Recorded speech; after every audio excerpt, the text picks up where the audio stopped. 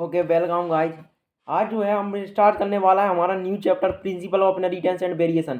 पिछले चैप्टर में हमने पिछले चैप्टर तक 3 चैप्टर हमारे कवर हो चुके हैं और अब हमारे नेक्स्ट चैप्टर स्टार्ट करने वाले हैं principle of inheritance and variation के बारे में स्टार्ट करेंगे। ठीक है, हम पढ़ने किस तरीके से जा रहे हैं तो देखो, मैं आपको प्रत्येक लाइन का एक्सप्लेनेशन देते चलूँगा, आपको सुनता रहना है। ठीक है, तो स्टार्ट करते हैं। देखो, सबसे पहले देखते हैं एनसीईआरटी क्या लिखती है। पहले इंट्रोडक्शन समझो प्रिंसिपल ऑफ इनहेरिटेंस और वेरिएशन का। देखो क्या होता है, हम जानते हैं कि पेरेंट के कैरेक्टर जो होते हैं ऑफ स्प्रिंग में जाते हैं। ठीक है, इतना तो हमको पता है। ठीक है, तो जो पेरेंट के कैरेक्टर ऑफ स्प्रिंग में जा रहे हैं वही तो इनहेरिटेंस है। इनहेरिटेंस क्या है?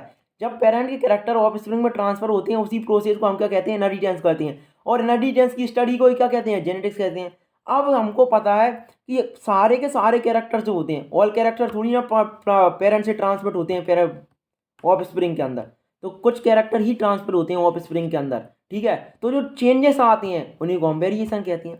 अब देखो एनसीईआरटी क्या लिखती है। Have you ever wondered? Have you ever wondered why an elephant always gives birth only to a baby elephant and not some other animal, or why a mango seed forms only a mango plant and not any other plant? Means कि जो mango का plant है, या बोल रहा है mango का जो सीड है वो मैंगो का प्लांट क्यों बना रहा है, और एलिफेंट जो है, एलिफेंट का बेबी एलिफेंट। अब ये कौन सा क्वेश्चन होगा? देखो समझो इसका मतलब क्या है। तो देखो क्या होता है, मैंगो का जो सीड है, पहले आपको इसके लिए यह समझना होगा कि प्रत्येक लिविंग ऑर्गेनिज्म के अंदर जो सेल प्रेजेंट होती है, प्रत्येक लिविंग ऑर्गेनिज्म के अंदर जो सेल प्रेजेंट होती है, उसके अंदर होती हैं क्रोमोजोम्स। क्या होती हैं? क्रोमोजोम्स होते हैं, बिल्कुल क्रोमोजोम्स होते हैं। क्रोमोजोम्स के अंदर होता है हमारा जेनेटिक मटेरियल, जिसे हम कहते हैं डीएनए। क्या कहते हैं? डीएनए। डीएनए जो होता है वो हमारा जेनेटिक मटेरियल होता है। अब डीएनए के अंदर प्रेजेंट होती है सारे कैरेक्टर्स की इंफॉर्मेशन, कि किस प्रत्येक ऑर्गेनिज्म के अंदर कौन कौन सी इंफॉर्मेशन होगी, कौन कौन से कैरेक्टर होंगे, वो जो है वो डीएनए डिसाइड करता है। अब समझो, जैसे कि उसने कहा कि एलिफेंट का बेबी एलिफेंट क्यों है, तो सिंपल सी बात है, क्योंकि एलिफेंट जो है, मेल एलिफेंट और फीमेल एलिफेंट के बीच में जब क्रॉस हुआ होगा, जब मेल एलिफेंट और फीमेल एलिफेंट को जो क्रॉस हुआ होगा तो जाइगोट बना होगा।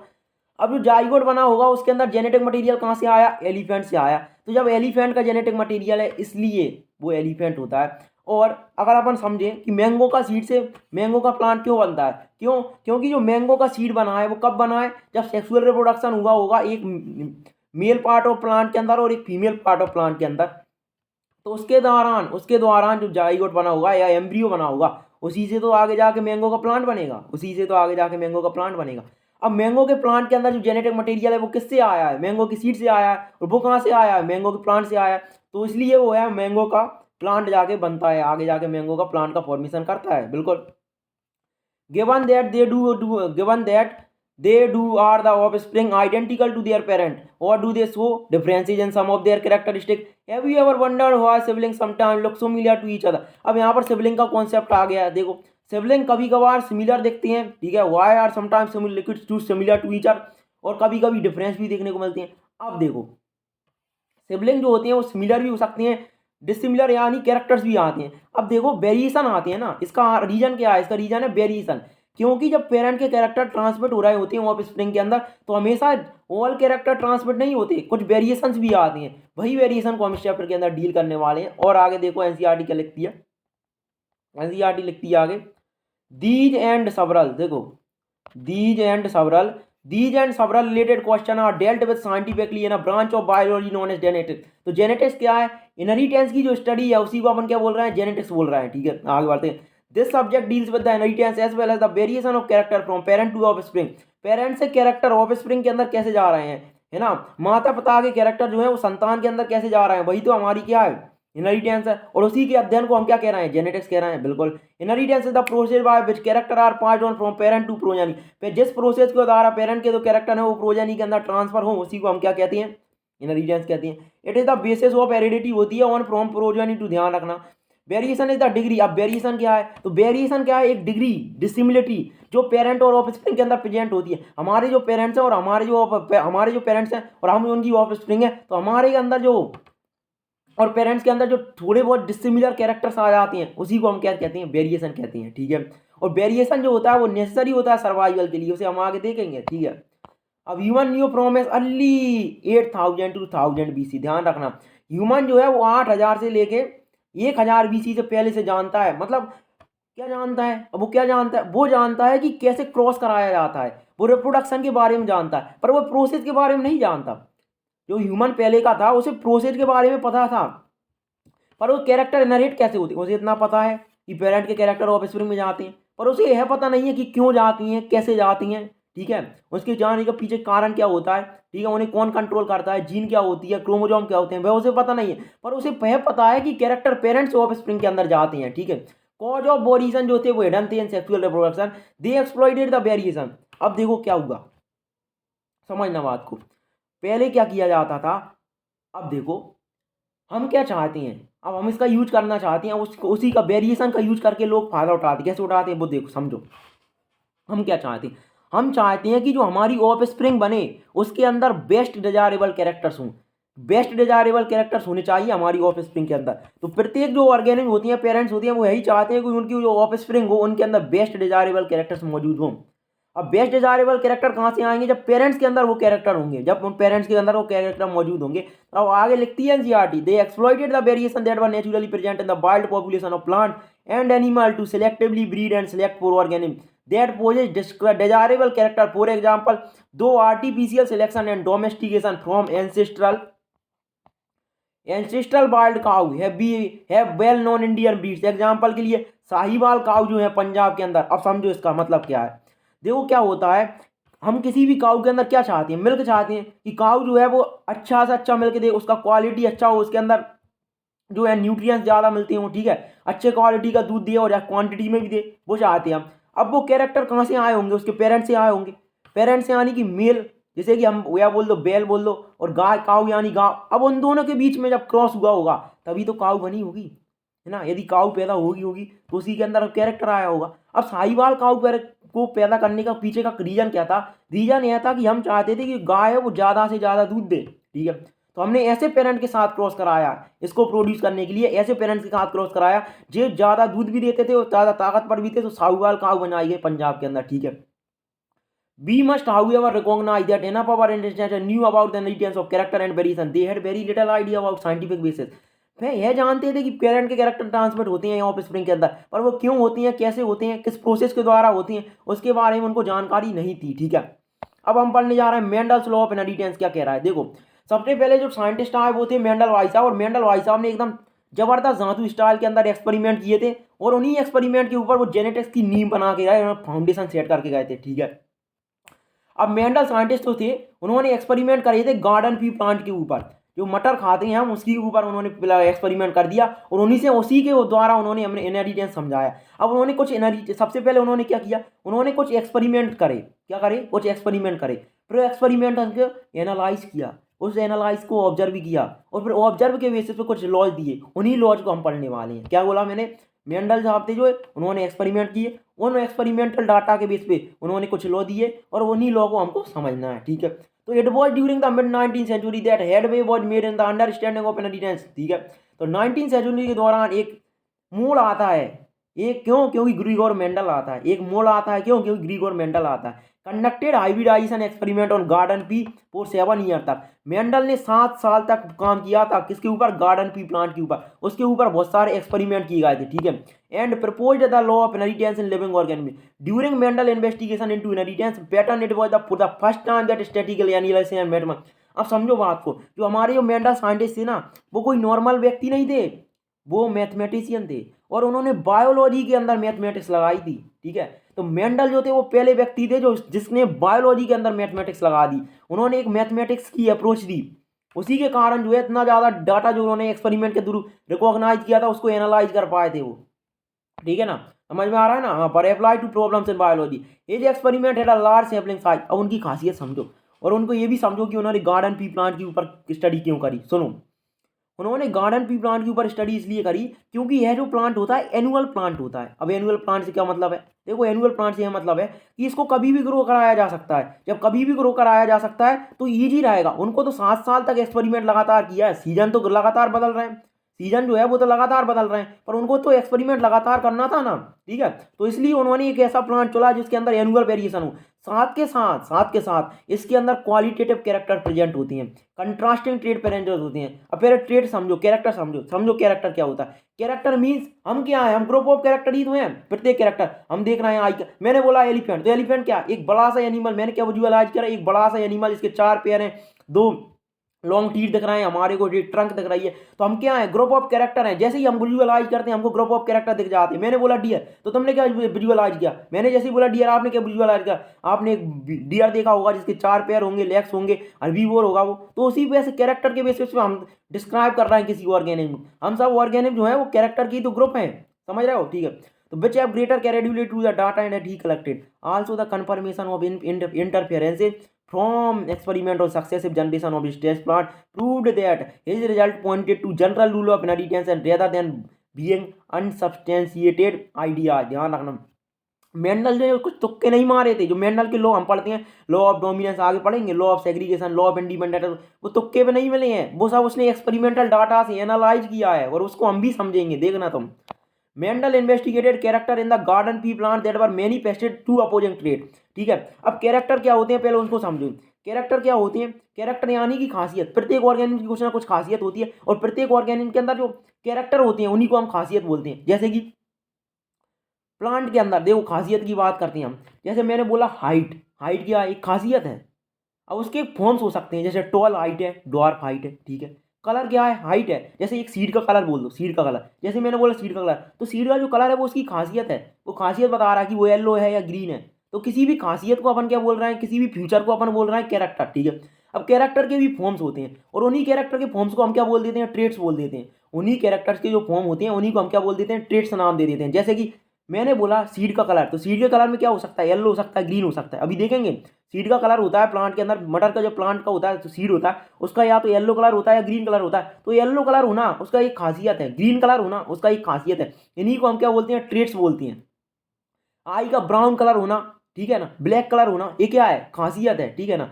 तो यह जो होती है खासियत होती है, और प्रत्येक ऑर्गेनिज्म के अंदर प्रत्येक कैरेक्टर होती है, उनकी खासियत होती है। जैसे फ्लावर का कलर वायोलेट होना, एक फ्लावर है, प्लांट होता है जो पी प्लांट होता है, मटर का प्लांट, उसका जो फ्लावर होता है या तो पी, उसका जो फ्लावर होता है उसका या तो कलर वायोलेट होता है या वाइट होता है। तो वो उसकी जो वायलेट कलर होना वो क्या है, उसकी खासियत है। वाइट कलर होना क्या है, उसकी खासियत है। तो वही हम देखने वाले हैं।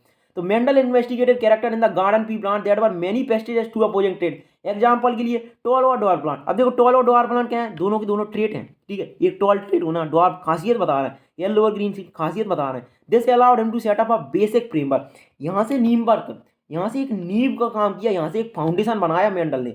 मेंडल जो था उसने जेनेटिक्स का एक फाउंडेशन बनाया, उसके ऊपर बिल्डिंग बनाई गई, बहुत सारे साइंटिस्ट बाद में जब रिसर्चर आ गया। और एक और खास बात, मेंडल ने जो काम किया था वो उसके जीते जी कभी सामने नहीं आया, उसकी डेथ के बाद उसका काम सामने आया था, और ये भी हम देखेंगे, ठीक है। Governing in addition which was expanded on by later scientist to account for the diverse natural observation and the complexity inherited there. अब समझो, इसके लिए तुमको एक बेसिक समझना बहुत आवश्यक होता है, ठीक है। अब हमारे को बेसिक जो समझना है वो समझो। बेसिक क्या समझना है हमारे को, तो देखो ये जो सेल बनाई है मैंने, ये क्या है, एक नॉर्मल सोमेटिक सेल है। कैसी है, एक नॉर्मल सेल बताइए, सुनो। अब इसके अंदर जो तुम्हारे को ये दिख रहा है, ये क्या जो तुम्हारे को दिख रहा है, ये क्या है तुम्हारा, ये जो है वो न्यूक्लियस है। ये क्या है हमारा, न्यूक्लियस है। तो ध्यान रखना, यह जो है, यह जो है ये क्या है, न्यूक्लियस है। ध्यान रखना, यह जो है ये क्या है, न्यूक्लियस है, बिल्कुल। अब न्यूक्लियस के बारे में मैंने एक सेल बनाई, ठीक है। अब सेल के अंदर समझो, मेरी बात को समझना, यह जो है यह क्या है, क्रोमोजोम है। ध्यान रखना, तो न्यूक्लियस के अंदर क्या प्रेजेंट होते हैं, क्रोमोजोम, और क्रोमोजोम के अंदर क्या होता है, डीएनए होता है। क्रोमोजोम के अंदर क्या होता है, डीएनए। तो ये थ्रेड लाइक स्ट्रक्चर जो दिख रहा है वो क्या है, डीएनए है। तो हमारे अंदर जो जेनेटिक इंफॉर्मेशन स्टोर होती है वो डीएनए के फॉर्म में स्टोर होती है, कि डीएनए के ऊपर सीक्वेंस होती है। डीएनए के ऊपर जो सीक्वेंस होती है उसके बेस पर डिसाइड किया जाता है कि जो कैरेक्टर होगा वो कैसा होगा, ठीक है। अब देखो, डीएनए के ऊपर होती है जीन, डीएनए के ऊपर क्या होती है, जीन। तो डीएनए के ऊपर होती है जीन, क्या होती है, जीन होती है, ठीक है ना। तो जैसे मान लो यहाँ पर एक जीन है, तो यहाँ पर भी एक जीन होगी। यदि उतना ही डिस्टेंस दूर यहाँ पर जीन है तो यहाँ पर जीन होगी, ठीक है। तो यही तो कैरेक्टर बनाने का काम करते हैं। अब हमको पता है कि जो जीन होती है वो आरएनए बनाती है, और आरएनए से प्रोटीन बनता है। ध्यान रखना, हमारे अंदर जो कैरेक्टर आता है वो प्रोटीन बनाते हैं, और कैरेक्टर है वो सब एंजाइम से बनाएगा।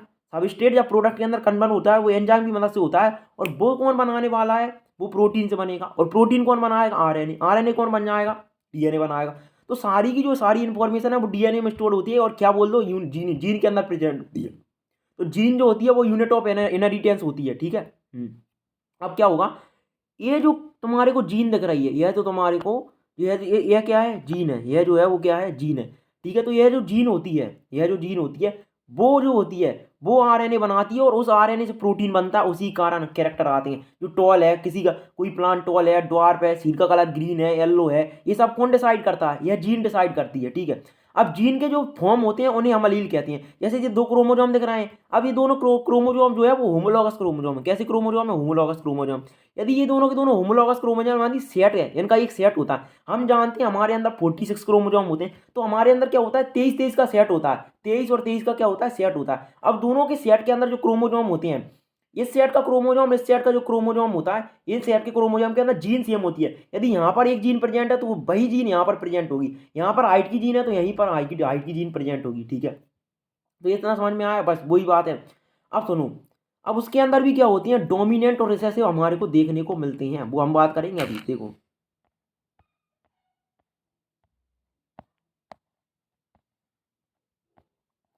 अब आगे क्या लगा है उसे, एनसीईआरटी के अंदर देखो आगे क्या लगा है, देखो। Mendel conducted such artificial pollination cross pollination experiment using several true breeding plant. अब देखो सबसे पहले मेंडल ने क्या किया, सबसे पहले जो है मेंडल ने किया क्या है वो समझो। तो सबसे पहले मेंडल ने एक काम किया क्या, कि ट्रू ब्रीडिंग पी लाइन बनाई। अब ट्रू ब्रीडिंग पी लाइन क्या होती है उसे समझो, देखो। अब होमोजाइगस देखो, अपन ने समझ लिया, अली जीन समझ ली, ठीक है। अब जीन के फॉर्म्स होते हैं, जीन के जो फॉर्म्स होते हैं उन्हीं को हम क्या बोलते हैं, अलील। तो हमारे जो क्रोमोजोम है उस डीएनए के ऊपर जो जीन है ना, अब उसी के जीन के फॉर्म्स होते हैं, ठीक है। उन्हीं फॉर्म्स को हम अलील बोलते हैं। जैसे कि कैरेक्टर को डिसाइड करती है जीन, कैरेक्टर को डिसाइड करती है जीन, उसी प्रकार जो हमारा ट्रेट है उसको डिसाइड करती है एलील, ठीक है। तो अब अलील प्रेजेंट होती है। अब देखो, होमोलॉगस क्रोमोजोम के ऊपर जो जीन प्रेजेंट है ना, उन्हीं को हम अलील कहते हैं। वो वेरिएबल फॉर्म होती है जीन की, तो जीन के वेरिएशन से क्या बनती है, अलील बनती है, ठीक है। अब सुनो, ट्रू ब्रीडिंग पीलान क्या होती है समझो।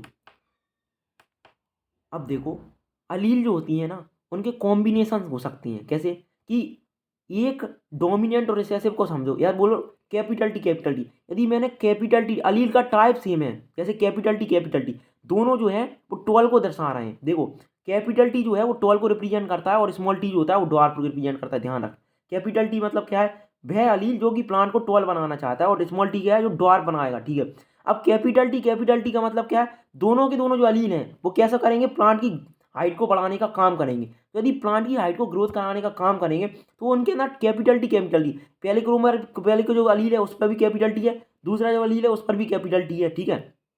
तो अपन क्या खाएंगे, होमोजाइगस खाएंगे। और यदि दोनों के दोनों डिफरेंट टाइप के अलील हैं, डिफरेंट फॉर्म ऑफ अलील है ना, एक जो है वो टॉल कर रहा है, एक जो है डॉर्फ कर रहा है, यानी कैपिटल टी स्मॉल टी, यह जो होता है इसे बोलते हैं अपन हेट्रोजाइगस कंडीशन, ठीक है। और एक हेमीजाइगस कंडीशन भी होती है, हेमीजाइगस कंडीशन का भी होती है। हेमीजाइगस कंडीशन तब बोलते हैं हम, जब जब जो क्रोमोजोम प्रेजेंट होते हैं क्रोमोजोम के ऊपर, तो जीन है, जीन की सिर्फ एक फॉर्म हो, तो उसे अपन क्या बोल देते हैं, हेमीजाइगस कंडीशन बोल देते हैं। दोनों के दोनों क्रोमोजोम के अंदर जीन सेम प्रकार की जीन प्रेजेंट ना हो तो उसे अपन क्या कहते हैं, हेमीजाइगस कंडीशन कहते हैं, ठीक है।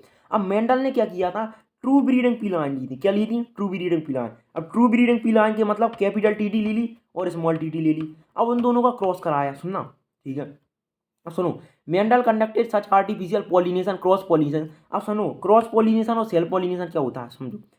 एक फ्लावर है, ठीक है, प्लांट के ऊपर जो फ्लावर होते हैं, ठीक है, और उसके ऊपर हम जानते हैं एक कार्पल होता है, एक स्टेमन होता है, ठीक है। अब वहाँ पर पोलन ग्रेन है, ठीक है, और कार्पल के अंदर बनता है, ओव्यूल के अंदर होता है हमारा क्या होता है, एग होता है, ठीक है, ठीक है। तो जब ये एक फ्लावर का जब इंडिविजुअल फ्लावर है, तो इंडिविजुअल फ्लावर का ही एंथर, यदि हम इंडिविजुअल फ्लावर का जो एंथर एंथर है उसी के कार्पल के साथ फ्यूज कराएं तो उसे हम सेल्फ पॉलिनेशन बोलते हैं, ठीक है। ये सेक्सुअल रिप्रोडक्शन फ्लावर प्लांट में अपन ने पढ़ लिया था। या फिर हम क्या बोले, हमने क्या बोले कि सेम प्लांट के सेम फ्लावर का पोलन ग्रेन यदि सेम प्लांट के सेम फ्लावर के एग के साथ फ्यूज कराएं तो वो भी क्या होता है, सेल्फ पॉलिनेशन होता है। अब क्रॉस पॉलिनेशन क्या होता है, क्रॉस पॉलिनेशन जब बोलते हैं, क्रॉस पॉलिनेशन कब बोलते हैं, जब एक प्लांट है और दूसरा प्लांट है, दो प्लांट है, ठीक है, तो एक प्लांट से, तो एक प्लांट के फ्लावर से तो हम क्या लें, पोलन ग्रेन लें, और दूसरे प्लांट के जो फ्लावर है उसकी जो स्टिग्मा है उसके ऊपर उसे लैंड कराएं, तो उस पॉलिनेशन को हम क्या बोलेंगे, क्रॉस पॉलिनेशन बोलेंगे। तो वही लिखता है NCERT, Mendel conducted such artificial pollination या cross pollination experiment using several true breeding P line की मदद से उसने कराया, ठीक है। अ true breeding line is one, एक ट्रू ब्रीडिंग लाइन वन होती है जिसके अंदर कंटिन्यूस सेल्फ पॉलिनेशन कराया जाता है। अब क्या होता है, जब हम लगातार सेल्फ पॉलिनेशन कराते हैं, लगातार सेल्फ पॉलिनेशन कराते हैं टॉल के साथ, सुनना, जैसे मेरे पास मान लो कोई भी है, कैपिटल टी स्मॉल टी है, यदि मैं उसका लगातार कराऊंगा कैपिटल टी के साथ लगातार क्रॉस कराता चला जाऊंगा, तो मेरे को अंत के अंदर, अंत में जो है एक सेल्फ पॉलिनेशन के साथ ट्रू ब्रीडिंग लाइन मिल जाएगी, ठीक है। And expression for several generation, Mendel selected 14 true breeding P plant पर, मेंडल ने जो है 14 ट्रू ब्रीडिंग पी प्लांट की वेराइटी सिलेक्ट करी थी, ठीक है। Trade secret variety S pair which were similar except one character with contrasting थे, उनकी जो ट्रेड थे वो कंट्रास्टिंग, मतलब उनकी खासियत अलग अलग थी, एक टॉल है तो दूसरा ड्वार्फ है। अब वो खासियत जो है वो यहाँ पर दे रखी है, सुनो इनको, देखो डोमिनेंट रेट। अब देखो डोमिनेंट और रिसेसिव समझो, डोमिनेंट और रिसेसिव क्या होता है। अब मैंने बोला जीन की दो फॉर्म्स होती हैं, ठीक है। अब जीन की जो दो फॉर्म्स हैं, जैसे जिन्हें हमने कहा अलील, ठीक है, तो मान लो एक अलील है टी और एक अलील है हमने बोल दिया स्मॉल टी, ठीक है। जो कैपिटल टी क्या है वो अलील है और स्मॉल टी क्या है, अलील है। अब कैपिटल टी जो है वो प्लांट को टॉल बनाना चाहता है और स्मॉल टी जो है वो डॉट बनाना चाहता है। सपोज करो कि पोलन ग्रेन के अंदर जो है वो कैपिटल टी है, पोलन ग्रेन के अंदर जो क्रोमोजोम के ऊपर, जीन के ऊपर जो अलील प्रेजेंट है उसमें कैपिटल टी है, और जो दूसरा एग है उसके अंदर स्मॉल टी है। तो अब जब हम जिनका फ्यूजन कराएंगे, जब हम इनका फ्यूजन कराएंगे तो दोनों के दोनों सेट ऑफ क्रोमोजोम, दोनों गैमीट हैप्लॉइड थे। अब जो डाइगोट बनेगा वो डिप्लॉइड बनेगा, उसके अंदर कैपिटल टी भी आएगा और स्मॉल टी भी आएगा। अब समस्या ये है कि प्लांट टॉल होगा या डॉर्फ होगा, प्लांट जो है वो टॉल होगा या डॉर्फ होगा, क्यों, क्योंकि इसके अंदर तो कैपिटल टी भी है और स्मॉल टी भी है। कैपिटल टी जो है प्लांट को टॉल बनाना चाहता है और स्मॉल टी है उससे प्लांट डॉर्फ होगा, तो प्लांट क्या होगा। तो देखना इसके अंदर यदि हेट्रोजाइगस कंडीशन के अंदर कौन सा कैरेक्टर जो है एक्सप्रेस करेगा वो डिसाइड करना हो, तो वो डिसाइड किया जाता है डोमिनेंट कैरेक्टर से। एक कैरेक्टर जो होता है वो डोमिनेंट होता है, जैसे कि कैपिटल टी और स्मॉल टी के अंदर कैपिटल टी जो है वो डोमिनेंट होता है, वो डोमिनेट करता है। यानी यदि capital T small T genotype है, यदि जीन के अंदर टाइप जो है कैपिटल टी स्मॉल टी है, तो हाइट जो होगा प्लांट जो होगा वो टॉल ग्रो करेगा, ठीक है। और ठीक है ना, और येलो और ग्रीन है साथ के साथ तो येलो डोमिनेट कर जाएगा, ठीक है। तो हेट्रोजाइगस कंडीशन के अंदर जो डोमिनेट कर जाता है उसी को हम डोमिनेंट ट्रेट बोलते हैं। और रिसेसिव ट्रेट जो होता है वो सिर्फ, जो रिसेसिव ट्रेट होता है वो सिर्फ होमोजाइगस में, मतलब होमोजाइगस कंडीशन में जो सिर्फ एक्सप्रेस करे उसे हम बोलते हैं रिसेसिव ट्रेट। कैसे कि यदि कैपिटल टी होगा तो प्लांट हमेशा टॉल होगा, बिल्कुल। यदि कैपिटल टी स्मॉल टी होगा तो भी प्लांट टॉल ही होगा, क्यों, क्योंकि हेट्रोजाइगस कंडीशन के अंदर डोमिनेंट कैरेक्टर डोमिनेट करेगा, ठीक है। लेकिन यदि मैंने बोला स्मॉल टी है तब रिसेसिव कैरेक्टर यूज कर जाएगा। तो रिसेसिव जो है वो सिर्फ डोमिनेट की एब्सेंस में, डोमिनेंट की डोमिनेंट की एब्सेंस के अंदर, डोमिनेंट की एक्सेंस के अंदर, एक्सेप्शन के अंदर, ठीक है ना, एब्सेंस के अंदर अपने आप को एक्सप्रेस कर पाता है। अब सीड शेप के ध्यान रखना है, डोमिनेंट रेट सीड शेप का राउंड रिंकल्ड होता है, सीड कलर में येलो ग्रीन होता है, फ्लावर कलर के अंदर वायलेट वाइट होते हैं फ्लावर पी प्लांट में। पॉड का जो शेप होता है वो फुल्ली और कॉन्स्ट्रिक्टेड होता है, ध्यान रखना। फुल मतलब जो फूला हुआ होता है और कॉन्स्ट्रिक्टेड मतलब जो बिल्कुल सिकुड़ जाता है, ठीक है। पॉड कलर में ग्रीन और येलो हो सकता है। अब ध्यान रखना सीड कलर में येलो डोमिनेंट होता है और पॉड कलर में ग्रीन डोमिनेंट होता है, और फ्लावर की पोजीशन में एक्जियल और टर्मिनल होता है, ठीक है।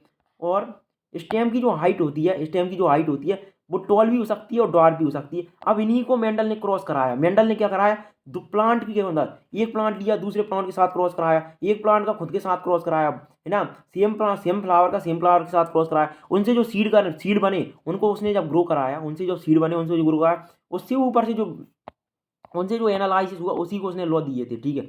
Mendel selected 14 true breeding pea plant variety as pair which were similar except for one character with contrasting traits. Some of the contrasting traits selected were smooth और wrinkled seed थे, कुछ yellow और green set थे, कुछ inflated constructed थे, yellow pod और टोर और doll plant. जो टेबल दे रखी है 4.1 में, ठीक है, तो हमने देख लिया। और यह टेबल भी उसी की है, यह जो टेबल दे रखी है यह भी उसी को डोमिनेट करने को देख रही है। अब सुनो, अब हमारे को कराना क्या है, मेंडल ने एक्सपेरिमेंट कैसे किया।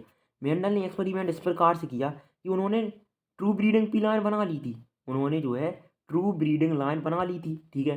तो मान लो उन्होंने कैपिटल टी बना ली और स्मॉल टी बना ली, यानी कि प्योर टॉल। प्योर क्यों बोला? क्योंकि सेम प्रकार का है, कैपिटल टी है ना, स्मॉल टी है तो प्योर बोला। तो कैपिटल टी को हमने क्या बोला? प्योर टॉल बोला। क्या बोला? Pure tall. और स्मॉल टी को हमने क्या बोला? प्योर डवार्फ बोला। कैपिटल टी को हमने प्योर टॉल बोला और स्मॉल टी को हमने प्योर डवार्फ बोला। अब उसने क्या किया समझो, उसने क्या किया कि कैपिटल टी जो वाला जो जीन है प्रेजेंट है, किसके अंदर प्रेजेंट है? अभी कैपिटल टी वाला कौन है? ये मान लो हमने सपोज किया, ठीक है ना, ये जो फ्लावर्स के अंदर होते हैं, है ना, तो एक प्लांट है जो कैपिटल टी है और दूसरा प्लांट है जो हमारा स्मॉल टी है। सपोज मेल प्लांट जो है वो कैपिटल टी है और फीमेल प्लांट जो है वो स्मॉल टी है, उसका जीनोटाइप। अब सुनो, अब हम जानते हैं ड्यूरिंग गैमीट फॉर्मेशन, जब गैमीट फॉर्म होते हैं तो जो जाइगोट होता है, जो हमारा सेल होता है वो तो डिप्लॉइड होता है, लेकिन गैमीट फॉर्मेशन के दौरान म्यूसिस जब होती है तो दोनों के दोनों सेपरेट हो जाते हैं। तो कैपिटल टी से हमेशा कैपिटल टी आएगा गैमीट, और स्मॉल टी से तो गैमीट में अंदर स्मॉल टी आ सकता है, बिल्कुल। अब जब कैपिटल टी और स्मॉल टी फ्यूज करेंगे तो क्या बन जाएगा? कैपिटल टी स्मॉल टी बन जाएगा। अब इसे इस डायग्राम से समझो,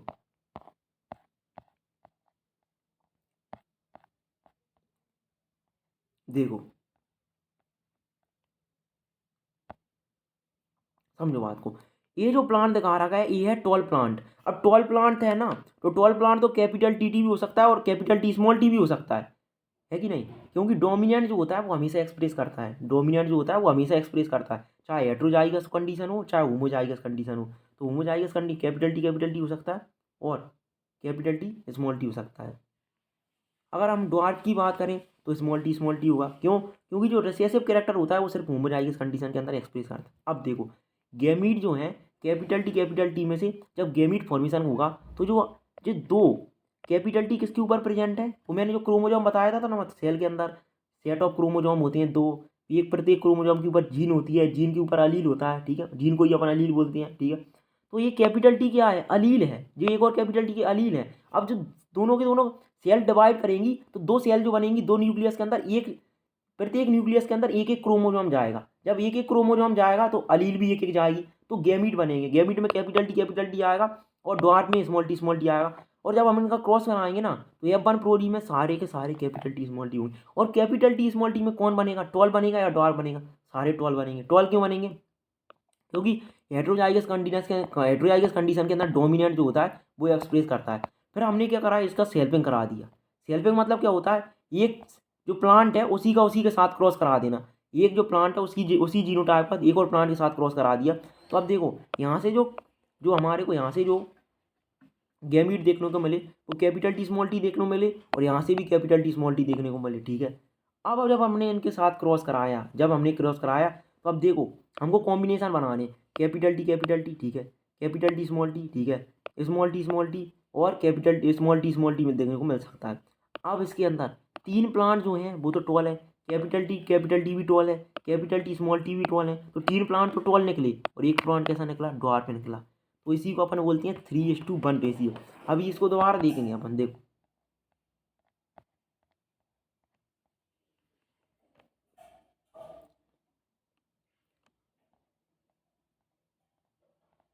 यदि हम समझें, देखो, अब हम क्या चाहते हैं, हमने ट्रू ब्रीडिंग लाइन बना ली, अब हम कराना चाहते हैं क्रॉस, ठीक है ना। तो अब क्या होता है समझते चलना, क्रॉस क्या होगा, देखो।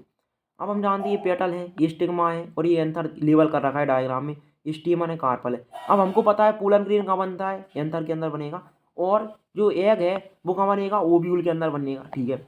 अब हम क्या करेंगे, एक जो ये सिंपल दिखा रखा है ये फीमेल का होता है, ये जो कैची जैसे काट रहा है ना वो फीमेल पेरेंट है, और ये जो सिंपल है ये मेल पेरेंट का है, ठीक है, बिल्कुल।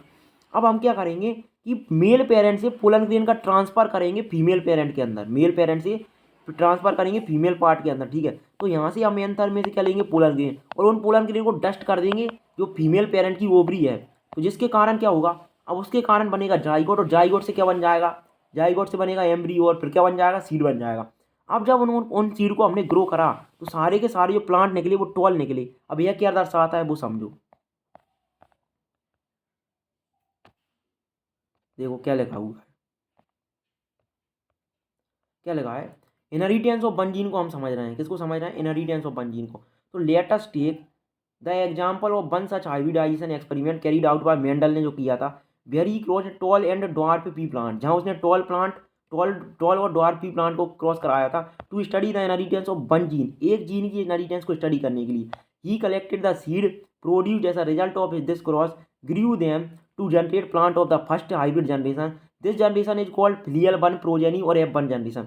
तो जो पहली जनरेशन होती है उसे F1 जनरेशन और फिलियल वन जनरेशन कहते हैं। मेंडल ऑब्जर्वेड दैट पहली जनरेशन के अंदर सारे टॉल थे, क्यों? क्योंकि capital T small T type का जीनोटाइप देखने को मिला था, ठीक है।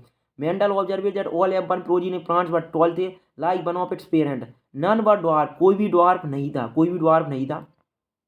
ही made similar observation for the other pair, के लिए भी उसने ऑब्जर्वेशन बनाई। Of trait he found that the F1 always resemble either of the parent, F1 जो है वो सभी के साथ रिसेंबल कर रहा है। देखो ये सारे के सारे F1 जनरेशन है और सारे के सारे क्या कर रहे हैं, एक दूसरे के साथ रिसेंबल कर रहे हैं, ठीक है।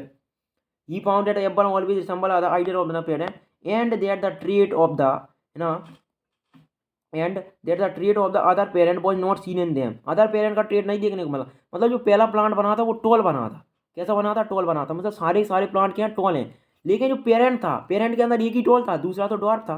पेरेंट जो है देखो इसके अंदर एक पेरेंट जो है वो तो टॉल है, ठीक है, और दूसरा पेरेंट जो है वो ड्वार्फ है। एक पेरेंट जो है टॉल है, वो दूसरा पेरेंट जो है वो ड्वार्फ है, तब जाकर सारे के सारे प्लांट जो बने वो टॉल बने, ठीक है। Resemble either one of the parent, ठीक है। Mendel then self pollinated the tall F1, फिर मेंडल ने क्या किया? मेंडल ने ना सेल्फ पॉलिनेशन किया F1 का F1 के साथ, जैसे हमने बोला सेल्फिंग अभी कराया था, ठीक है। एंड सरप्राइज फाउंड, वो सरप्राइज होगा that in the F2 generation के अंदर some of the offspring but dwarf, कुछ ऑफ स्प्रिंग ड्वार्फ निकली।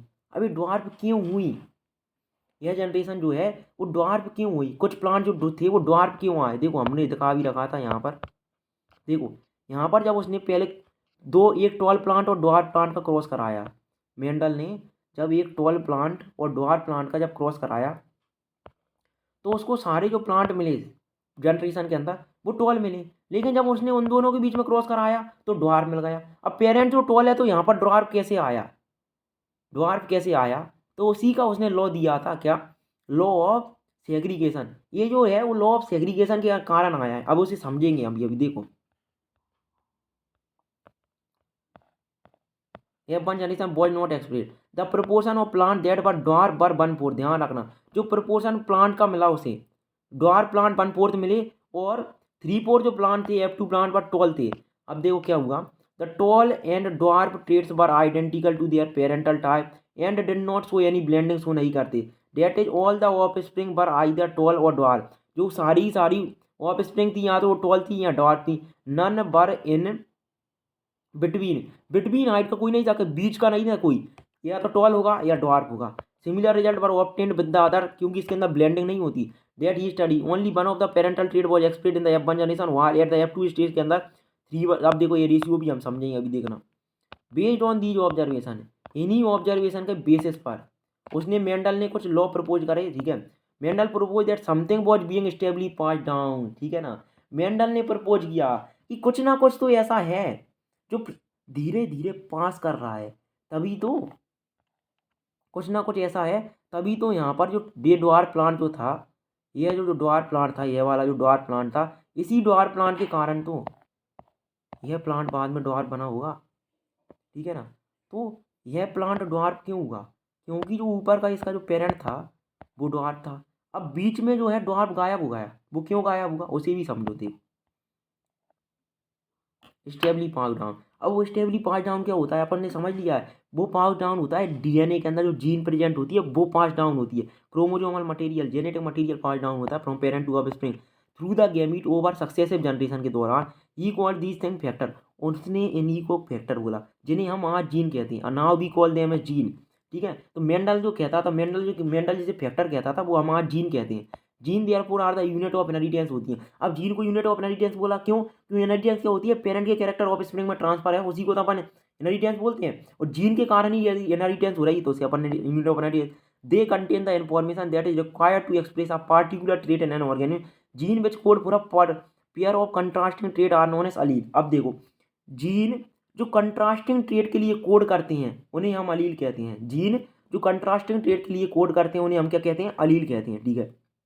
जैसे जो टॉल के लिए क्रॉस कर रहा है, जो टॉल के लिए कोड कर रहा है वो क्या है? अलील है। ड्वार्फ के लिए कोड कर रहा है उसे वो से भी हमने क्या बोला, अलील बोला। अब कैपिटल टी है तो वो टॉल अलील है ना, जो स्मॉल टी है तो वो ड्वार्फ वाला अलील है। दे आर स्लाइटली डिफरेंट होते हैं ये of the same gene same है पर एक दूसरे से स्लाइटली डिफरेंट होते हैं, ठीक है।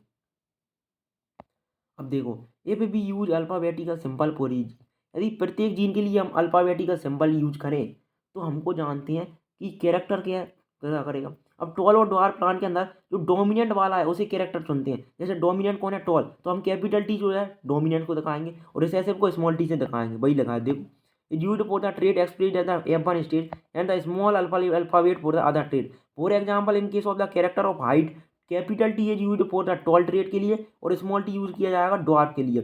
कैपिटल टी और स्मॉल टी जो होते हैं अलील होते हैं एक दूसरे के।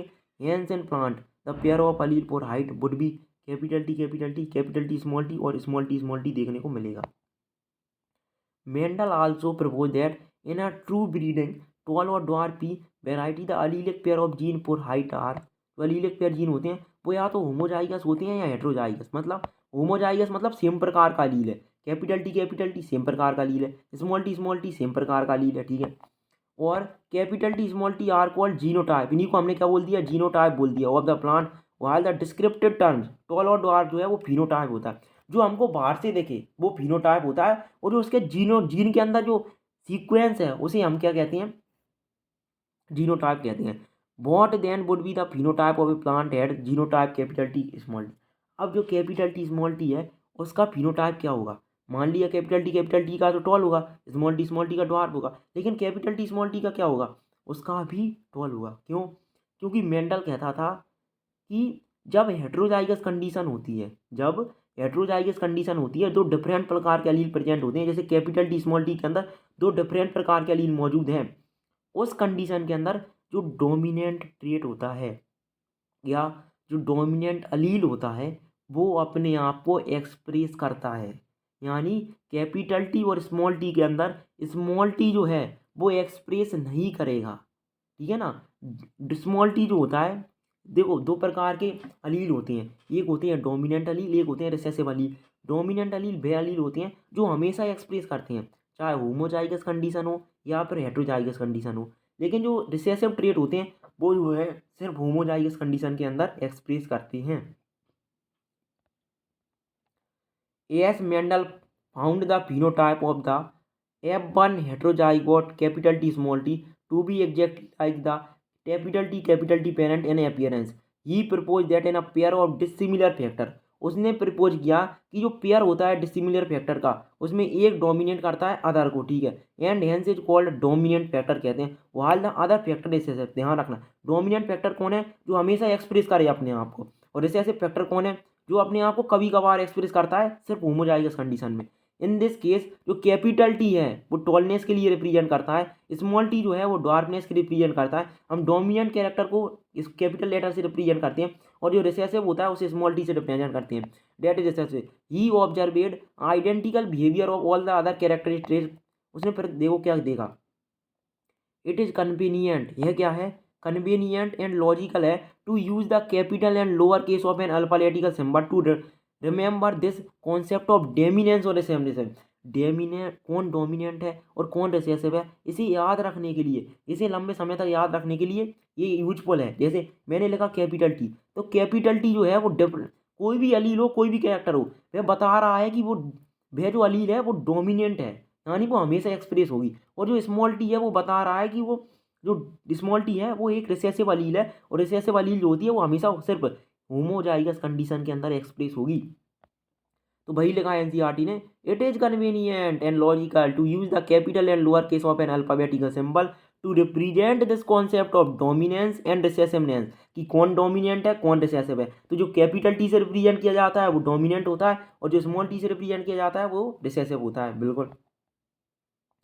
Do not use capital T for tall and small D for dwarf, ध्यान रखना कैपिटल टी के लिए टॉल के लिए और स्मॉल डी को ड्वार्फ से यूज नहीं करना। क्यों नहीं करना, क्योंकि जो एक जीन है कैपिटल टी और स्मॉल टी, एक जीन के अलील भले ही डिफरेंट है पर जीन सेम है, और जीन को हम सेम लेटर से रिप्रेजेंट करते हैं। एक ही जीन के जो दो अलील होते हैं उनको हम सेम ही लेटर से रिप्रेजेंट करेंगे। जैसे हाइट की जो जीन है उसकी दो अलील हैं, हाइट की जो जीन है उसके दो अलील हैं, एक टॉल जीन है, एक टॉल अलील है, एक ड्वार्फ अलील है। टॉल अलील को हमने कैपिटल टी से रिप्रेजेंट करिए और ड्वार्फ अलील को हमने स्मॉल टी से रिप्रेजेंट करिए। अब जो है आप इसे कैपिटल टी से रिप्रेजेंट करोगे टॉल को, और ड्वार्फ को स्मॉल टी से, ना कि टॉल को कैपिटल टी से और ड्वार्फ को स्मॉल डी से। क्यों? क्योंकि जो जीन सेम है, यदि जीन सेम है तो आप उसे सेम लेटर से रिप्रेजेंट करोगे। यह तो दोनों जीन हाइट की, चाहे वो कैपिटल टी हो वो भी हाइट के लिए कोड कर रहा है, चाहे वो स्मॉल टी हो वो भी हाइट के लिए कंट्रोल कर रहा है। तो यदि हाइट के लिए सेम है तो ध्यान रखना, यदि जीन सेम है तो लेटर भी सेम होगा, सेम लेटर से रिप्रेजेंट करना है। यदि जीन सेम है, वो कैपिटल टी और स्मॉल अलग हो सकता है, कैपिटल टी और स्मॉल टी वो अलील पर डिपेंड करता है, पर जो लेटर रिप्रेजेंट करोगे आप वो जीन पर डिपेंड करता है, ध्यान रखना। Are allele of the same gene character और नॉट। अलील कैन भी सिमिलर भी हो सकते हैं, जैसे होमोजाइगस कंडीशन के अंदर, ठीक है। जैसे कैपिटल टी जो जो लेटर है ना वो अलील को रिप्रेजेंट कर रहा है, वो अलील कहाँ, जो क्रोमोजोम के ऊपर प्रेजेंट होती हैं, जीन के ऊपर, जीन की जो फॉर्म होती है अलील, उन्हीं को बोला है capital T and small T dissimilar भी हो सकती हैं, as in the case of heterozygote condition में होती हैं, ठीक है। अब देखो आगे क्या लिखती है एनसीईआरटी, क्या लिखती है दैट, अब आगे क्या लिखती है, the capital T small T plant is heterozygous होता है। क्या बोला? Capital T small T plant heterozygous है। क्यों? क्योंकि दो डिफरेंट प्रकार के अलील प्रेजेंट हैं, ठीक है। एक तो अलील प्रेजेंट है कैपिटल टी और एक अलील प्रेजेंट है स्मॉल टी, ठीक है। Four gene controlling one character, जो कि एक कैरेक्टर को कंट्रोल कर रहा है, जो कि है हाइट। अब हाइट को कंट्रोल कर रहे हैं, भले दोनों अलग अलग अलील है, पर कंट्रोल एक ही कैरेक्टर को कर रहे हैं, जिसे हम कह रहे हैं हाइट, ठीक है। यह जो है वो मोनो हाइब्रिड क्रॉस है। तो मोनो हाइब्रिड क्रॉस क्या होता है? जब हम एक कैरेक्टर की स्टडी करते हैं एक समय पर तो हम उसे मोनो हाइब्रिड क्रॉस कहते हैं। जैसे जब हमने प्योर टॉल का क्रॉस कराया प्योर ड्वार्फ के साथ, तो वह मोनो हाइब्रिड क्रॉस है। क्यों? क्योंकि उसके अंदर हम सिर्फ स्टडी कर रहे हैं हाइट की। यदि हम करा रहे हैं सीड, यदि हम करा रहे हैं येलो और ग्रीन का कलर, येलो सीड और ग्रीन सीड का कलर करा रहे हैं, वो भी मोनो हाइब्रिड है। क्यों? क्योंकि एक एट अ टाइम हम एक ही कैरेक्टर स्टडी कर रहे हैं सीड के कलर की, ठीक है। यदि हम करा रहे हैं क्रॉस किसके बीच में, एक्जियल और टर्मिनल के बीच में, तो एक्जियल और टर्मिनल के बीच में जब क्रॉस करा रहे हैं वो भी एक मोनोटाइब्रिड क्रॉस है। क्यों? क्योंकि उसके अंदर एक कैरेक्टर तो सेम ही है, पोजीशन ऑफ फ्लावर, ठीक है। अब बात करते हैं from the observation that the recessive parental trait is एक्सप्रेड without any blending. उसने देखा कि कैरेक्टर्स के अंदर ब्लेंडिंग नहीं हुई है, ब्लेंडिंग मतलब मिक्सिंग। ऐसा नहीं है कि लाल ऐसा नहीं है कि लाल और सफ़ेद मिलके नीला बना दिया, ऐसा नहीं हुआ है कि लाल और सफ़ेद मिलके पिंक बना दिया, ठीक है।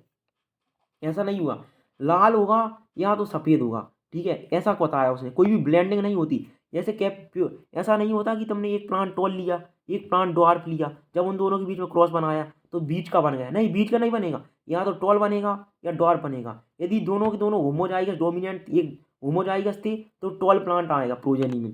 From the observation that the recessive parental trait is एक्सप्रेड without any blending in the F2 generation, we can infer that when the tall and dwarf plant produce gamete, जब टॉल प्लांट और dwarf plant gamete बनाते हैं meiosis के दौरान, जो अलील होते हैं वो पेयर करते हैं, सेपरेट करते हैं, सेग्रीगेट करते हैं, और इसी को हम लॉ ऑफ सेग्रीगेशन कहते हैं। From each other and only one allele is transmit to the. ध्यान रखना, वो जो मैंने आपको बताए थे कि हमारे अंदर दो सेट ऑफ क्रोमोजोम होते हैं, हमारे अंदर दो सेट ऑफ क्रोमोजोम है, ठीक है। प्रत्येक जो सेट ऑफ क्रोमोजोम है, ठीक है। अब इस सेट ऑफ क्रोमोजोम का जो क्रोमोजोम नंबर 1 है और इस सेट का जो क्रोमोजोम नंबर 1 है, उनको हम क्या बोलेंगे, होमोलॉगस क्रोमोजोम बोलेंगे, ठीक है। अब इस सेट का क्रोमोजोम नंबर जो 2 है, इस सेट का क्रोमोजोम नंबर 2 है, ये आपस में क्या है, होमोलॉगस क्रोमोजोम होते हैं। तो जिनकी नंबरिंग सेम है और सेट अलग अलग है उन्हें हम क्या कहते हैं, होमोलॉगस क्रोमोजोम कहते हैं। जैसे क्रोमोजोम नंबर 9 और इस सेट का क्रोमोजोम नंबर 9 और इस सेट का क्रोमोजोम नंबर 9 आपस में कैसे होती हैं, होमोलॉगस क्रोमोजोम होते हैं।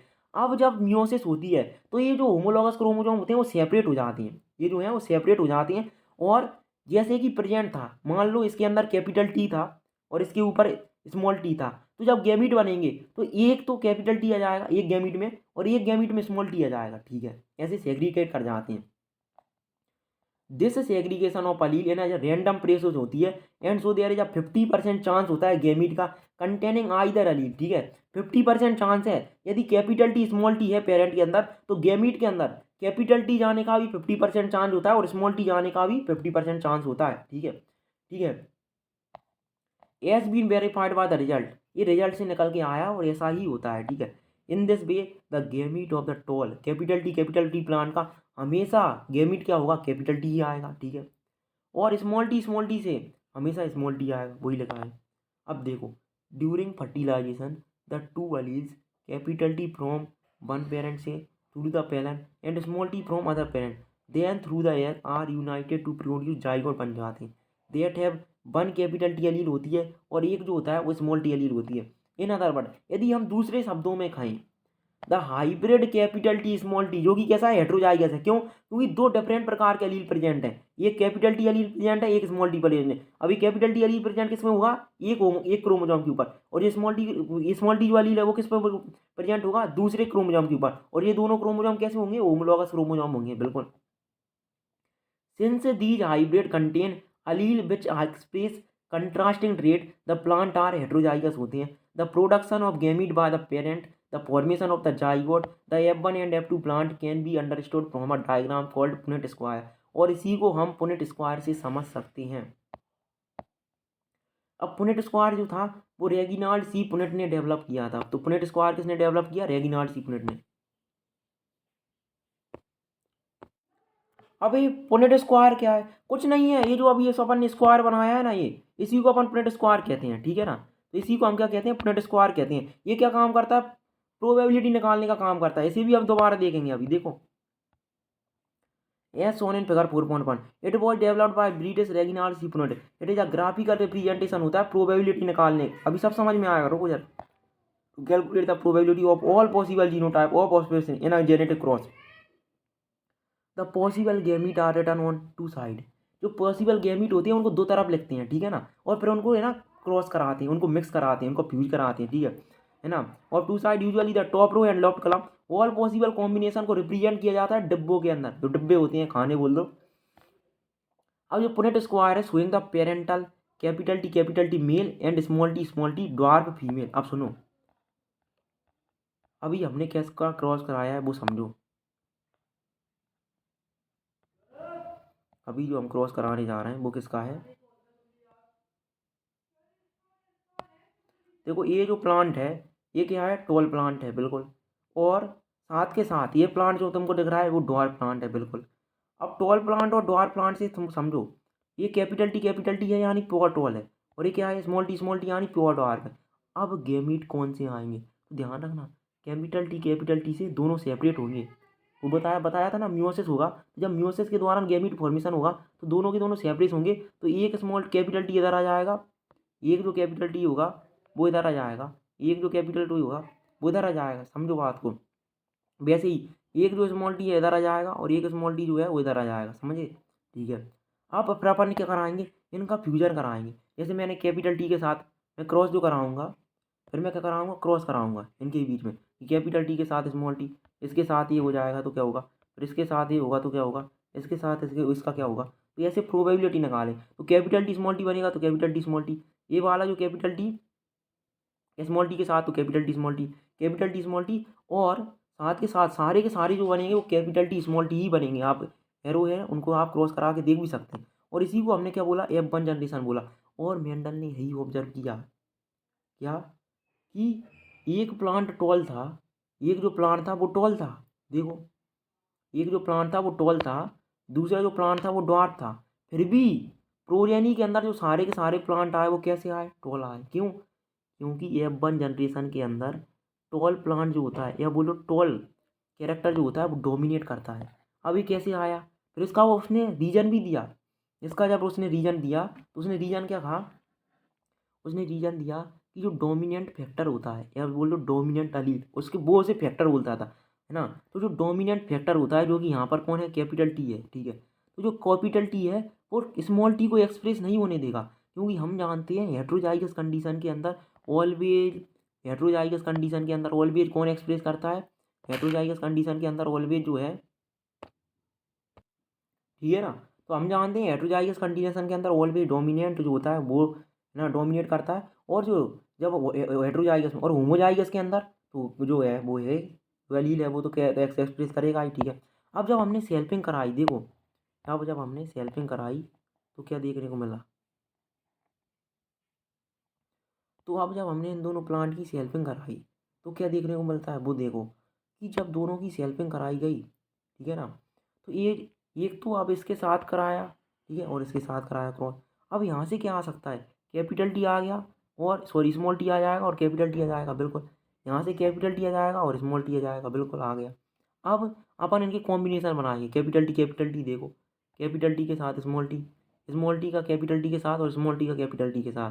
तो ये 4 कॉम्बिनेशन बनेंगे, कितने कॉम्बिनेशन बनेंगे, 4, ठीक है। अब देखो फिनोटाइप जो बाहर से देखेगा, अब बाहर से देखो कैपिटल टी भी टॉल होगा, कैपिटल टी स्मॉल टी भी टॉल होगा, तो हमारे को 3 प्लांट जो होंगे वो टॉल देखने को मिलेगा और एक जो है वो ड्वार्फ देखने को मिलेगा।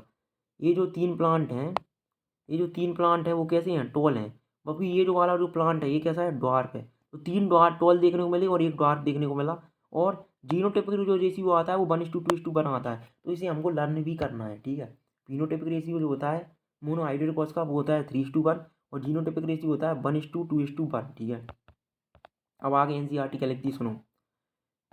It was developed by British geneticist, कौन, एक जो है ब्रिटिश जेनेटिस्ट ने, रेगिनाल्ड सीपुलेट ने डिस्कवर किया था, प्रोबेबिलिटी कैलकुलेट करने के लिए डिस्कवर किया था। जीनोटाइप निकाल सकते हैं ऑफ स्प्रिंग का, ठीक है, हम इसकी मदद से, ठीक है। In are genetic cross the possible gamete are written on 2 sides, usually the top row और लेफ्ट कॉलम, ठीक है।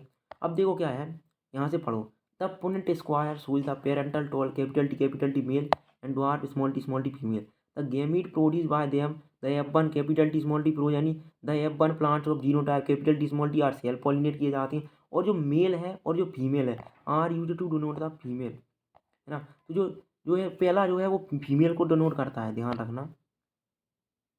क्या बोला मैंने, यह जो है ये किसका सिंबल है, यह जो है फीमेल का सिंबल है, किसका सिंबल है, फीमेल का सिंबल है। और अगला जो तुमको दिख रहा है ये है, ये जो होता है इससे हम किसको डिनोट करते हैं, इससे हम मेल को डिनोट करने का काम करते हैं, ध्यान रखना। तो जब भी हम आगे से मेल को डिनोट करेंगे, हम किससे डिनोट करेंगे, मेल को इससे डिनोट करेंगे और फीमेल को हम इससे डिनोट करेंगे, ठीक है, बिल्कुल,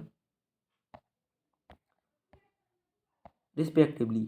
अब देखो the F1 plant of the genotype, जो F1 प्लांट का है जीनोटाइप का, the capital T small T when self pollinate. अब जब हमने सेल्फिंग कराई, देखो यहाँ पर जो सेल्फिंग कराई उसी का बोल रहा है, ठीक है ना। प्रोड्यूस गैमीट प्रोड्यूस करेगा of the genotype capital T small T equal proportion में, यानी 50-50 चांस होगा दोनों का। When fertilization take place the pollen grains of genotype, जो पोलन ग्रेन है जीनोटाइप टी के, और 50% चांस होगा पोलिनेट करने को एक को जीनोटाइप टी के। और एज वेल एज जो यहाँ से सुनना, यहाँ से जो कैपिटल टी आया है, यहाँ से जो कैपिटल टी है आया है, तो उसका स्मॉल टी को फर्टिलाइज करने का चांस या स्मॉल टी को, है ना, पोलिनेट करने का जो चांस होगा वो कितना होगा, वो 50% होगा, ध्यान रखना। और ये जो है हमारा आल्सो जो पोलन ग्रेन जो स्मॉल टी है उसका भी चांस जो है वो 50%। अब इसे समझो कैसे, कि देखो कैपिटल टी जो है वो कैपिटल टी को कर सकता है, कैसे, कि देखो जो कैपिटल टी है वो इसको कर सकता है और इसके साथ कर सकता है, इतना समझ में आया।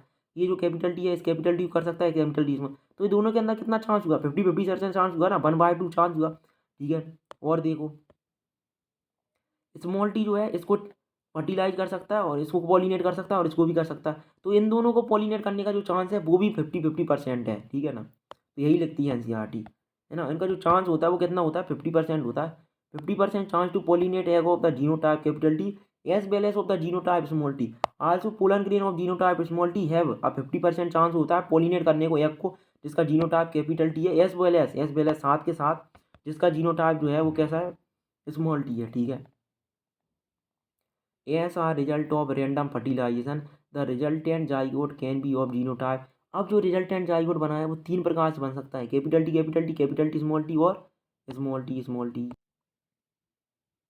ठीक है ना। तो इसके अंदर कैपिटल टी स्मॉल टी जो है वो कॉम्बिनेशन देखने को मिल सकते हैं, ठीक है। अब आगे देखो, from the Punnett square it is easily seen that 1/4 of the random fertilization led to capital T. देखो ये जो तुम्हारे को ये बॉक्स दिख रहा है इसके अंदर देखो 1/4 है, 4 डिब्बों में से एक डिब्बे में क्या है, कैपिटल टी है। अगला देखो क्या लगता है, 1/2 लेड टी टी, ध्यान रखना 1/2 आधे के अंदर 1/2 के अंदर एक जो है, दो जो है वो कैपिटल टी स्मॉल टी है, 4 में से 2/4 यानी कि 1/2, ठीक है। और दोबारा देखो यहाँ पर देखो आगे लगता है but the phenotype character seen and tall at, लेकिन जो फिनोटाइप कैरेक्टर दोनों में टॉल दिखा, एट F2 जनरेशन में 3/4 of the plant are tall. F2 generation में देखो 3/4 टॉल है, 3 जो टॉल हैं 4 में से, ठीक है। Externally, it is not possible to distinguish between the plant with the genotype capital T, small t. Hence, within the genotypic pair capital T, small t, only one character T जो होता है वो dominate करता है। Hence, the character T और toll is said to be dominate कहते हैं over the अलील। अलील के ऊपर जो कैपिटल T स्मॉल t है ना, वो जब से बोलते आ रहा हूँ वो क्या है, अलील है। It is thus due to the dominance of one character over the other that all the F1 are tall होते हैं, सारे F1 टॉल होते हैं, ठीक है ना, genotype capital T small T. और तो हम F1 जनरेशन से क्या समझा सकते हैं, law of dominance. F2 generation से क्या समझा सकते हैं, लॉ ऑफ डोमिनेंस भी और लॉ ऑफ सेग्रीगेशन भी, वो अपन आएगा आगे, ध्यान रखना। 3/4 of the plant are tall होते हैं। जीनोटाइपिकली जो होते हैं आधे जो प्लांट होते हैं 1/2 capital T small T and only 1/4 जो होते हैं कैपिटल टी होते हैं। This led to a phenotypic ratio निकल के आता है 3:1, ध्यान रखना। इसके कारण ही तो जो फिनोटाइपिक रेशियो निकल के आता है वो निकल के आता है 3:1 रेशियो, और जीनोटाइपिक रेशियो जो निकल के आता है वो आता है 1:2:1, ध्यान रखना, ठीक है। तो जो रेशियो है वो है 1/4:1:2:1/2:1/4, ध्यान रखना। ये मैथमेटिकली कंडेंसेबल है, इसे मैथमेटिकली सिर्फ निकाल सकते हो। कैसे? इसे आप कैसे लिख सकते हो, मतलब इसे आप ऐसे लिख सकते हो कि 1/2t प्लस 1/2t हैगा, उसका आपने क्या कर दिया, स्क्वायर कर दिया, क्रॉस कर दिया, मतलब कैपिटल टी स्मॉल टी का कैपिटल टी स्मॉल टी से आती है तो आपने क्रॉस किया है, ठीक है। तब आपने उसके साथ जब क्रॉस कर दिया तो उसने मेंडल ने जो है यही मैथमेटिक्स लगाई थी, ठीक है, इसलिए तो लोगों को पल्ले नहीं पड़ी थी, ठीक है ना। अब उसके अंदर जब आप करोगे तो उसको आप क्या लिख सकते हो, 1/2t into 1/2t plus 1/2 into 1/2t plus 1/2t, और जो यहाँ से आपका क्या आ जाएगा 1/4 कैपिटल टी देख लो, 1/2 कैपिटल टी स्मॉल टी 1/4, देख रहे हो, मतलब बायोलॉजी के आंसर मैथ से निकाल के ले गया बंदा। बायो वाले बायो नहीं लगा पा रहे हैं और मैथ वाला जो है बायो के सवाल मैथ से सॉल्व कर रहा है। ले वक्त देखो तुम, अगली देखो। मेंडल जो है self pollinated the F2 plant and found that dwarf F2 plant continue to grow generate dwarf plant in F3 और F4 जनरेशन के अंदर भी ड्वार्फ प्लांट देखने को मिले। क्यों? क्योंकि वो भले ही एक्सप्रेस ना कर पाए, वो रहेगा हमेशा उसी के अंदर। What do you think he would give that he self pollinated tall F2 plant, ठीक है। अब देखो, फ्रॉम द प्रीसीडिंग पैराग्राफ जो हमने पहले अब तक पढ़ा है उससे हमको समझ में आ गया कि जीनोटाइपिक रेशियो जो होता है वो कैलकुलेट किया जाता है, यानी समझा जा सकता है मैथमेटिकल प्रोबेबिलिटी के द्वारा, और by simple looking as the phenotypic of a dominant trait, ठीक है। It is not possible to know the genotypic combination, ध्यान रखना। आप सिर्फ फिनोटाइप को देख के जीनोटाइप मतलब जो डोमिनेंट कैरेक्टर है उसका आप रिसेसिव का तो बता सकते हो कि यदि कोई प्लांट डॉर्फ है तो उसका तो पता है हमारे को स्मॉल टी होगा, ठीक है। यदि कोई प्लांट जो है वो ग्रीन, यदि जो है ना, यदि जो सीड का कलर है ना वो क्या है, ग्रीन है, तो हम बता सकते हैं उसके अंदर स्मॉल वाई होगा। क्यों? क्योंकि रिसेसिव जो है वो हमेशा होमोजाइगस कंडीशन में होता है, ठीक है। लेकिन लेकिन जो पेरेंट है, कौन सा पेरेंट, जो कि डोमिनेंट वाला है, उसी का आप जीनोटाइपिक कॉम्बिनेशन नहीं बना सकते। जैसे मैंने टॉल, तो टॉल के अंदर तो कैपिटल टी स्मॉल टी भी पता होता है और ये कैपिटल टी हो सकता है, तो उसे कैसे पता लगाया जाए, ठीक है, उसे कैसे पता लगाते हैं, तो उसके लिए हम क्या करते हैं, उसके लिए जो हम क्रॉस करते हैं, नाम करते हैं, उन्हें बोलते हैं बैक क्रॉस। अब बैक क्रॉस जो होता है वो भी 2 प्रकार के होते हैं, आउट और टेस्ट। एनसीईआरटी में टेस्ट क्रॉस दे रखा है, उसे समझो कैसे। अब मेंडल ने कैसे पता करा, therefore to determine the genotype of a tall plant at F2। अब F2 जनरेशन में जो एक टॉल प्लांट आया है उसका अपने को जीनोटाइप पता करना है। Mendel cross the tall plant from F2 with a dwarf plant. यदि आपको एक अनडिटरमाइंड टॉल का एक टॉल ना क्रॉस कराना है तो आप क्या करिए, उसका क्रॉस सिंपली होमोजाइगस रिसेसिव से करा दीजिए। किससे? होमोजाइगस रिसेसिव से, यानी कैपिटल टी स्मॉल टी होगा या कैपिटल टी कोई भी हो, हमें पता नहीं है, हम तो उसका क्रॉस कराएंगे स्मॉल टी से। आप समझो, यदि मैं क्रॉस कराऊंगा स्मॉल टी से तो वहाँ से तो हमेशा स्मॉल टी ही आना है, ठीक है। अब वहाँ से तो स्मॉल टी आना है तो एक प्लेस तो फिक्स होगा ही स्मॉल टी। अब डिपेंड करता है कि यहाँ से क्या आया। अब मान लो क्या हुआ होगा कि सारे प्लांट टॉल आ गए, मतलब क्या है कि ये होम हो जाए। अब हुआ क्या होगा समझो, जब मैंने स्मॉल टी क्रॉस कराया तो एक तो फिक्स हो गया कि वहाँ से जो एक जो हमने क्रॉस कराया है होमोजाइगस जैसे से, वहाँ से तो स्मॉल टी आना है, ठीक है। अब यहाँ से क्या जाएगा, यदि यहाँ से कैपिटल की होगा तो हमेशा कैपिटल टी जाएगा और हमेशा सारे प्लांट क्या होंगे, टॉल होंगे, ठीक है। तो यदि आपको सारे प्लांट टॉल देखने को मिलते हैं तो यह साबित करता है कि जो वो पेरेंट है, अनडिटरमाइंड पेरेंट वो कैपिटल टी है, ठीक है। और तो और यदि हमको पता नहीं है, यदि मान लो कैपिटल टी स्मॉल टी हुआ तो फिर कैपिटल टी भी जाएगा और कभी कभार स्मॉल टी भी जाएगा, ठीक है। तो स्मॉल टी हो जाएगा तो ड्वार्फ हो जाएगा, कैपिटल टी स्मॉल टी हो जाएगा तो टॉल हो जाएगा। तो उस केस के अंदर दोनों ऑफ स्प्रिंग के अंदर देखने को मिलेंगे, यानी दोनों प्रोजेनी में देखने को मिलेंगे। Can not be predict therefore to determine the genotype of a tall plant at F two Mendel cross the tall plant का एक ड्वार्फ प्लांट के साथ क्रॉस कराया, जो कि ड्वार्फ जो होता है वो होमोजाइगस रिसेसिव होता है। देस इज इक्वल उसी को हमने टेस्ट क्रॉस बोला। इन ये टिपिकल टेस्ट क्रॉस के अंदर एक ऑर्गेनिज्म, जैसे हम बोल रहे हैं पी प्लांट, यहाँ पर कौन है पी प्लांट यार, showing a dominant phenotype and who genotype is to be determine. और एक एक तो जो ड्वार्फ है और एक जिसका जीनोटाइप जो है डिटरमाइन करना है, is crossed with recessive parent के साथ, होमोजाइगस रिसेसिव के साथ कर दीजिए। यानी रिसेसिव तो होमोजाइगस वो कंडीशन के अंदर करें तो parent instead of self crossing, ठीक है। The progeny of such a cross can easily be analyse to predict the genotype of test organism. Figure 4.5 shows the result of typical test cross where violet color flower is dominate over, ध्यान रखना, white colour flower. अब देखो ये जो है वो test cross का diagram दे रखा है एनसीईआरटी के अंदर, समझो। अब इसे समझो कैसे कर रहे हैं, समझो। अब मान लिया हमारे पास देखो दो प्लांट है एक तो, ठीक है। अब एक प्लांट जो है वो कैपिटल डब्लू है, ठीक है ना। और एक प्लांट जो है वो स्मॉल डब्लू है, ठीक है। तो यानी ठीक है, तो होमोजाइगस रिसेसिव कंडीशन। अब मान लो, ठीक है, अब एक हमारे पास डोमिनेंट फिनोटाइप है, देखो ये देखो, एक हमारे पास क्या है डोमिनेंट फिनोटाइप है, ये हमको दिख रहा है वायोलेट कलर है, ठीक है। वायोलेट जो होता है वो डोमिनेंट होता है, तो हमारे को दिख रहा है कि डोमिनेंट है। अब देखो डोमिनेंट तो है, डोमिनेंट तो दो केस के अंदर एक्सप्रेस कर सकता है, होमोजाइगस कंडीशन में भी, हेटेरोजाइगस कंडीशन में। तो होमोजाइगस कंडीशन में भी एक्सप्रेस कर सकता है और वो जो है वो हेटेरोजाइगस कंडीशन में भी एक्सप्रेस कर सकता है। अब हम पता कैसे लगाएं, तो हम क्या करेंगे, उनका क्रॉस कराएंगे किसके साथ, होमोजाइगस रिसेसिव के साथ। अभी हम करा के देख रहे हैं, अभी हमको पता नहीं है, तो हम मान लेते हैं कि वो उसका कैपिटल डब्ल्यू है, तो होमोजाइगस रिसेसिव के साथ क्रॉस कराया कैपिटल डब्ल्यू स्मॉल डब्ल्यू। तो जो प्रोजेनी होगी उसके अंदर देखो, उसके अंदर जो है सारे के सारे जो हैं, सारे के सारे डोमिनेंट वाले निकले। तो इससे हमको एनालाइज करना है, यदि कभी कभी सारे के सारे यदि डोमिनेंट दिख रहे हैं तो क्या है, होमोजाइगस डोमिनेंट है, देख लो। और यदि वह होमोजाइगस रिसेसिव होगा तो उसके अंदर कुछ ड्वार्फ कैरेक्टर भी आएंगे, क्या आएंगे, ड्वार्फ कैरेक्टर भी आएंगे। तो यही ध्यान रखना है तुमको, ठीक है। तो रिजल्ट क्या है, सारे के सारे फ्लावर वायलेट निकले, मतलब अननोन फ्लावर जो है वो होमोजाइगस डोमिनेंट है। तो ये रिजल्ट आपको डायरेक्ट ध्यान रखना है, बिल्कुल लर्न करो इस रिजल्ट को, ठीक है। तो हमने यहाँ तक कर लिया टेस्ट क्रॉस था। अब हम बात करने जा रहे हैं आगे, ठीक है। तो हमको ये रिजल्ट और इंटरप्रिटेशन ध्यान रखना है कि यदि सारे फ्लावर वायलेट हैं तो होमोजाइगस डोमिनेंट है, यदि आधे फ्लावर जो हैं वो वायलेट हैं और आधे फ्लावर वाइट हैं तो हम उसे क्या बोलेंगे, हेटेरोजाइगस बोलेंगे, ठीक है। बिल्कुल यही है बात। अब आगे देखो, अब इन ऑब्जर्वेशन के बेस पर मेंडल जो थे उन्होंने लॉ दिए, उन्होंने अपने नियम बताए। अब इन्हीं के ऊपर नियम, और भी नियम हमने पढ़ लिए हैं, उन्हीं की बात करें। पहला जो उनका जो नियम था, तो उन्होंने जो पहला लॉ दिया उस लॉ को अपन ने क्या कहा, लॉ ऑफ डोमिनेंस। पहला लॉ क्या दिया उन्होंने, लॉ ऑफ डोमिनेंस दिया। क्या दिया, लॉ ऑफ डोमिनेंस, ध्यान रखना। लॉ ऑफ डोमिनेंस में उन्होंने क्या कहा, characters are controlled by discrete unit called factor.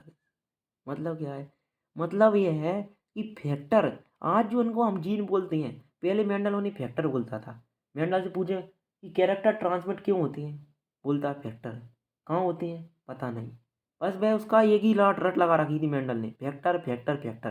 Factor जो होते हैं वो पेयर में मिलते हैं। अरे वही बात है, फैक्टर मतलब जीन। हम जानते हैं जीन पेयर में मिलते हैं, क्यों, क्योंकि होमोलॉगस क्रोमोजोम जो होते हैं, क्रोमोजोम जो होता है वो पेयर में मिलता है या नहीं मिलता।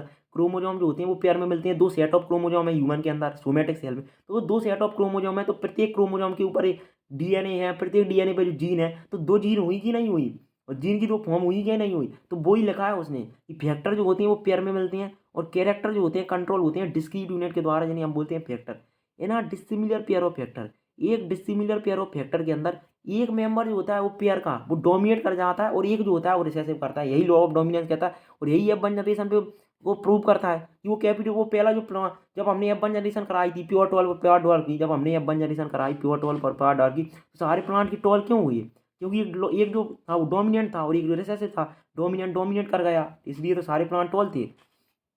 ठीक है, अब आगे देखो, आगे लिखता है the law of dominance is used to explain the expression of only one of the parental character in mono hybrid cross in the F1 and the expression of both in F2 it also explains the proportion of 3:1। ये दो चीज़ों को explain करता है कि पहले जब cross हुआ तब कैसे जो सारे के सारे प्लांट थे वो टॉल क्यों हुए, और F2 जनरेशन के अंदर भी जो दो प्लांट थे वो एक्स्ट्रा टॉल क्यों हुए। कैपिटल टी टॉल मान लिया, स्मॉल टी डॉल मान ली, वो कैपिटल टी स्मॉल टी है वो कैसे टॉल हुए, तो उनको भी एक्सप्लेन। तो F1 और F2 जनरेशन जो है वो लॉ ऑफ डोमिनेंस को फॉलो करती है, ध्यान रखना।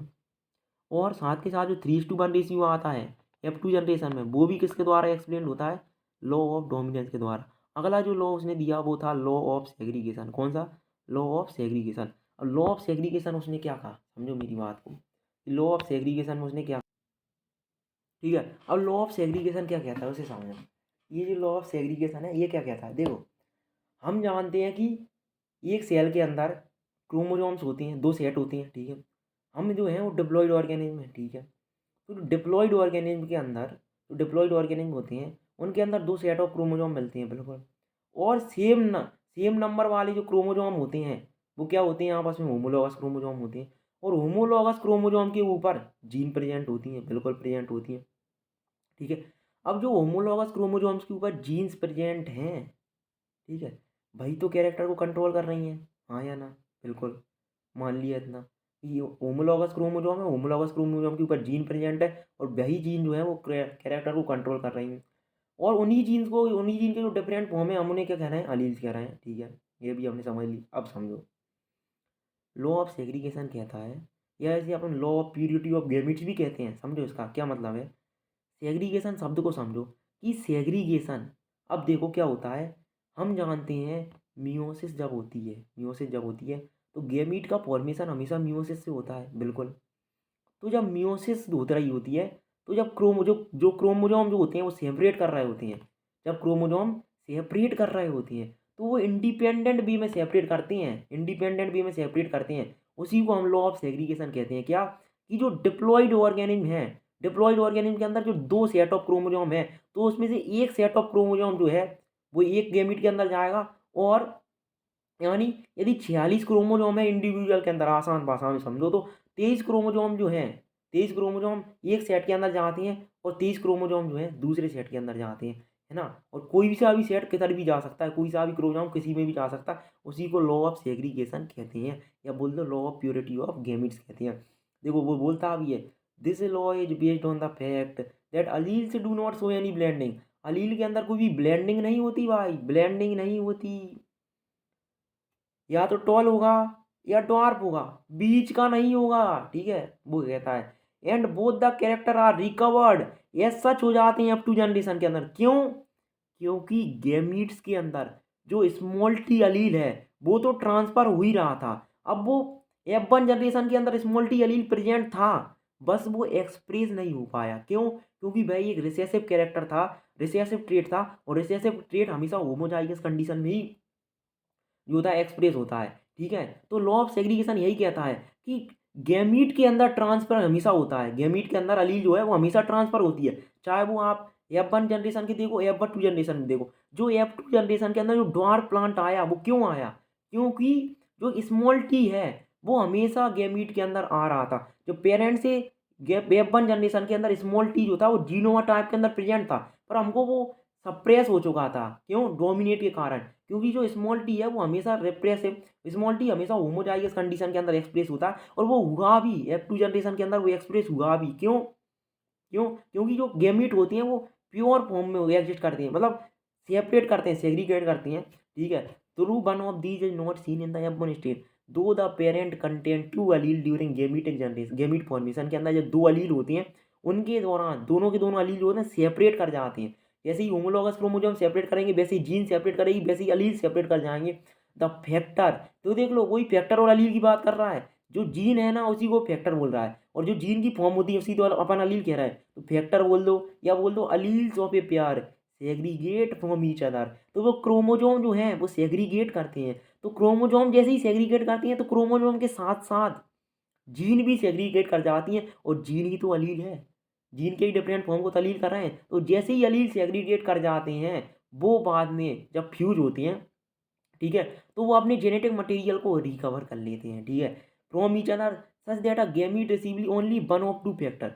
जो दो फैक्टर में से एक आता है गैमीट के अंदर, ठीक है, वो हमने बनाए भी थे। कैपिटल टी के अंदर कैपिटल टी जाएगा, या क्या स्मॉल टी के अंदर दो स्मॉल टी आ जाएगी। कैपिटल टी स्मॉल टी के अंदर एक गैमीट में कैपिटल टी जाएगा, दूसरे गैमीट में स्मॉल टी जाएगा, but of course a homozygous parent produce all gametes that are similar होते हैं। ध्यान रखना, एक होमोजाइगस पेरेंट जो होता है वो सिमिलर गैमीट प्रोड्यूस करता है, जबकि जो हेट्रोजाइगस बने produce two kind of parent each having one allele with equal proportion. अब ध्यान रखना, यह जो लॉ है ये मेंडल का लॉ है, और ये मेंडल ने कहा था, ठीक है, कि होमोजाइगस कंडीशन के अंदर जो गैमीट होते हैं वो आइडेंटिकल दिखते हैं, पर असलियत में गैमीट जो हैं रियलिटी, मतलब जो गैमीट जो हैं क्रॉसिंग ओवर के दौरान गैमीट के अंदर भी सारे के सारे गैमीट आइडेंटिकल नहीं होते हैं। यह मेंडल की थिंकिंग थी। ये जो लिखा है ना कि all gamete that are similar, ध्यान रखना होमोजाइगस पेरेंट के जहाँ सारे गैमीट सिमिलर होते हैं और हेटेरोजाइगस कंडीशन में डिसिमिलर होती हैं। ये ऑलवेज है ना अप्लाई नहीं होती जब लिंकेज होता है, तब ये अप्लाई नहीं होती, जब क्रॉसिंग ओवर होता है तब ये अप्लाई नहीं होती, ठीक है।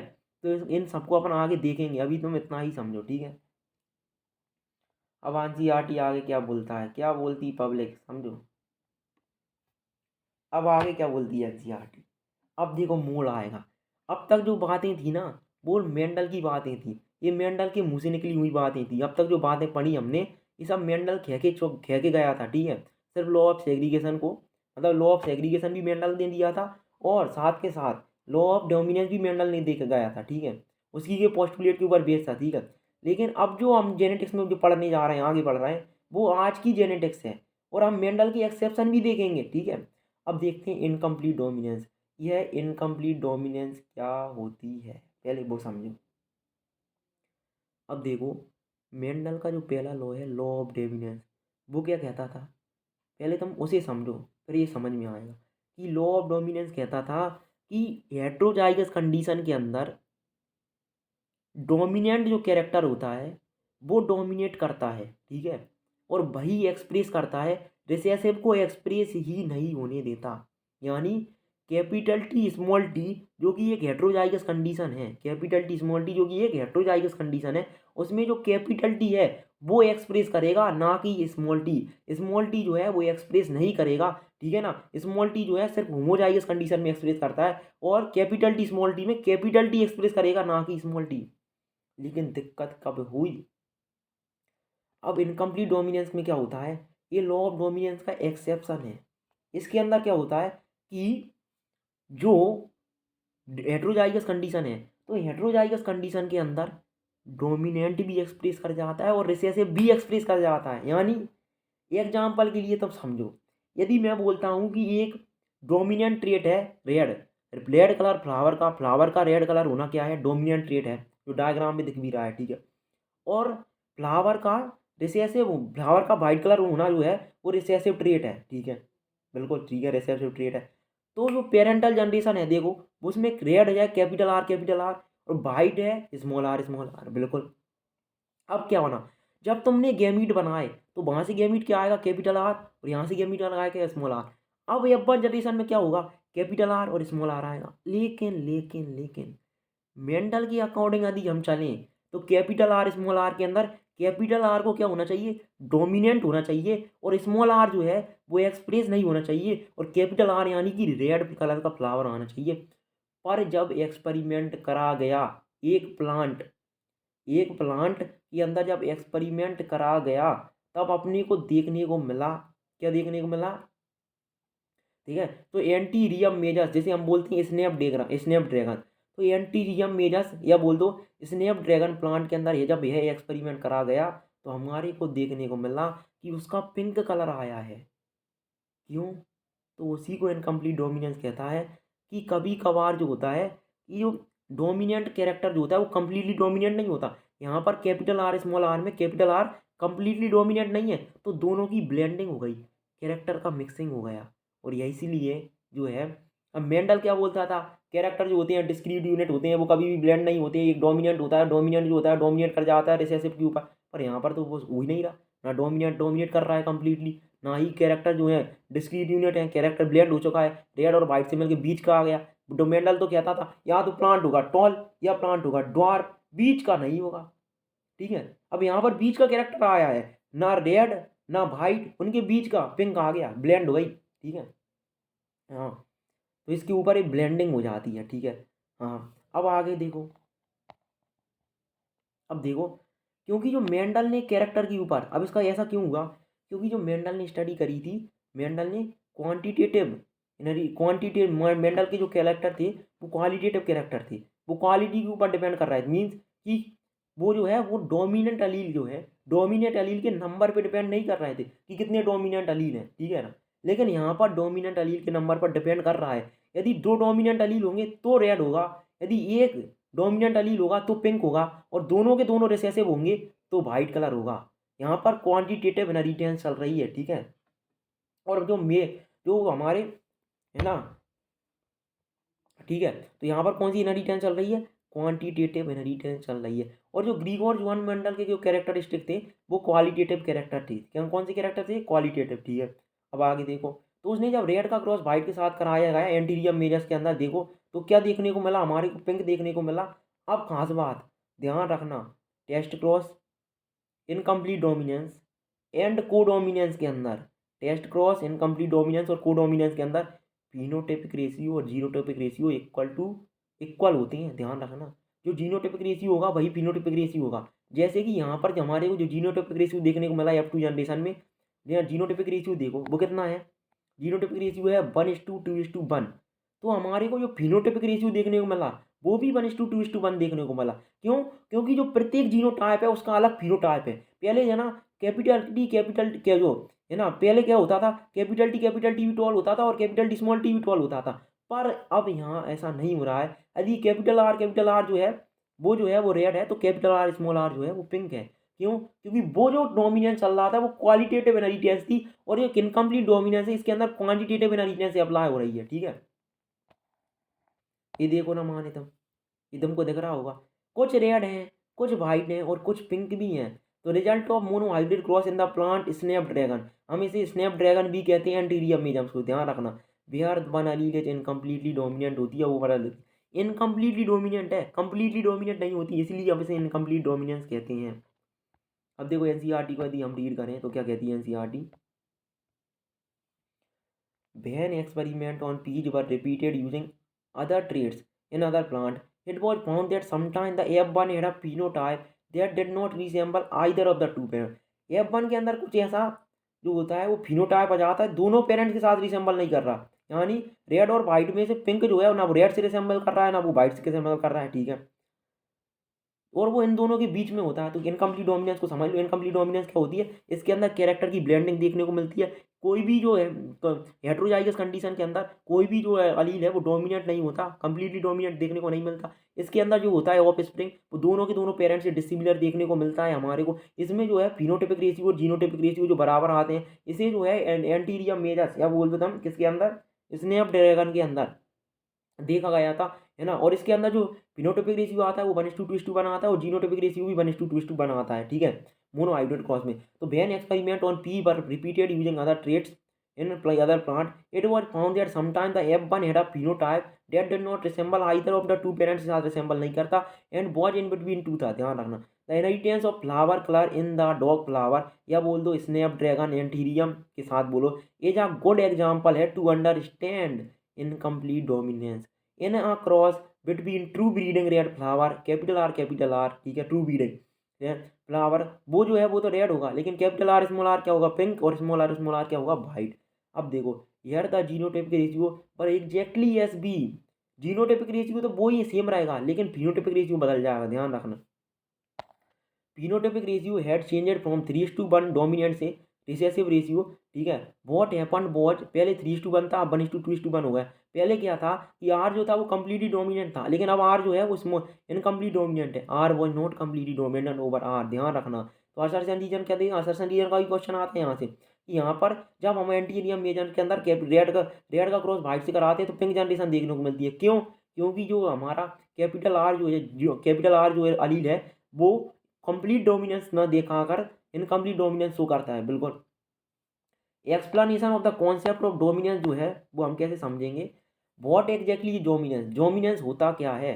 Why are some alleles dominant होते हैं और कुछ अलील जो होते हैं वो रिसेसिव होते हैं। To tackle these question we must understand recessive, to tackle these question we must understand what are gene does. पहले जीन करती क्या है उसे समझो। Every gene as you know by now contains the information to express a particular trait को express करने का information, उन्हीं को तो हम अलील बोल रहे हैं। ठीक है। In are diploid organism there are 2 copy होती हैं प्रत्येक जीन की। हाँ, बोल गया ये। 2 कॉपी होती हैं, भले बहुत देर बाद बोला।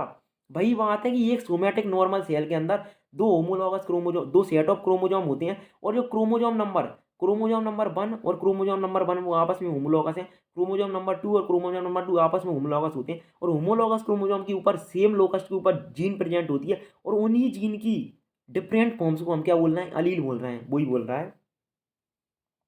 Information to express a particular trait in a diploid organism there are 2 copy होती हैं ऑफ ईच जीन की as a pair of allele. Now these 2 allele need not always be identical. यह अलील्स का आइडेंटिकल होना जरूरी नहीं है। As in heterozygote one of them में भी डिफरेंट हो सकती है ड्यू टू सम चेंजेस। इसके कारण, कुछ चेंजेस के कारण जो है, about what will you read in undergone, about what will you read further on in the next chapter. Next chapter के हमने तो पढ़ा था, हम बताते हैं तुम्हारी क्या होता है। देखो, ठीक है, क्या होता है कि जब एक तो असलियत में पहले जो है डोमिनेंट अलील ही एग्जिस्ट करती है मेजोरिटी टाइम। ठीक है। उसके कारण जब म्यूटेशन हो जाता है डोमिनेंट जीन के अंदर, जब म्यूटेशन हो जाता है तो वो रिसेसिव जीन बन जाती है। यानी डोमिनेंट अलील के अंदर जब, है ना, एक मान लो होमोलॉगस क्रोमोसोम थे, उनके ऊपर जीन प्रेजेंट थी। अब वो जो जीन थी, मान लो वो टॉल बना रही थी प्लांट को नेचुरली पहले से। जब इनहेरिटेंस चलेगा इवोल्यूशन के दौरान, वो हमेशा प्लांट को टॉल ही होता था, प्लांट हमेशा कैसा होता था? टॉल। लेकिन क्या हुआ, एक दिन म्यूटेशन हो गया। जैसे ही क्रोमोसोम के अंदर म्यूटेशन हुआ, जीन में म्यूटेशन हुआ, अब उसके अंदर 3 केस बनते हैं।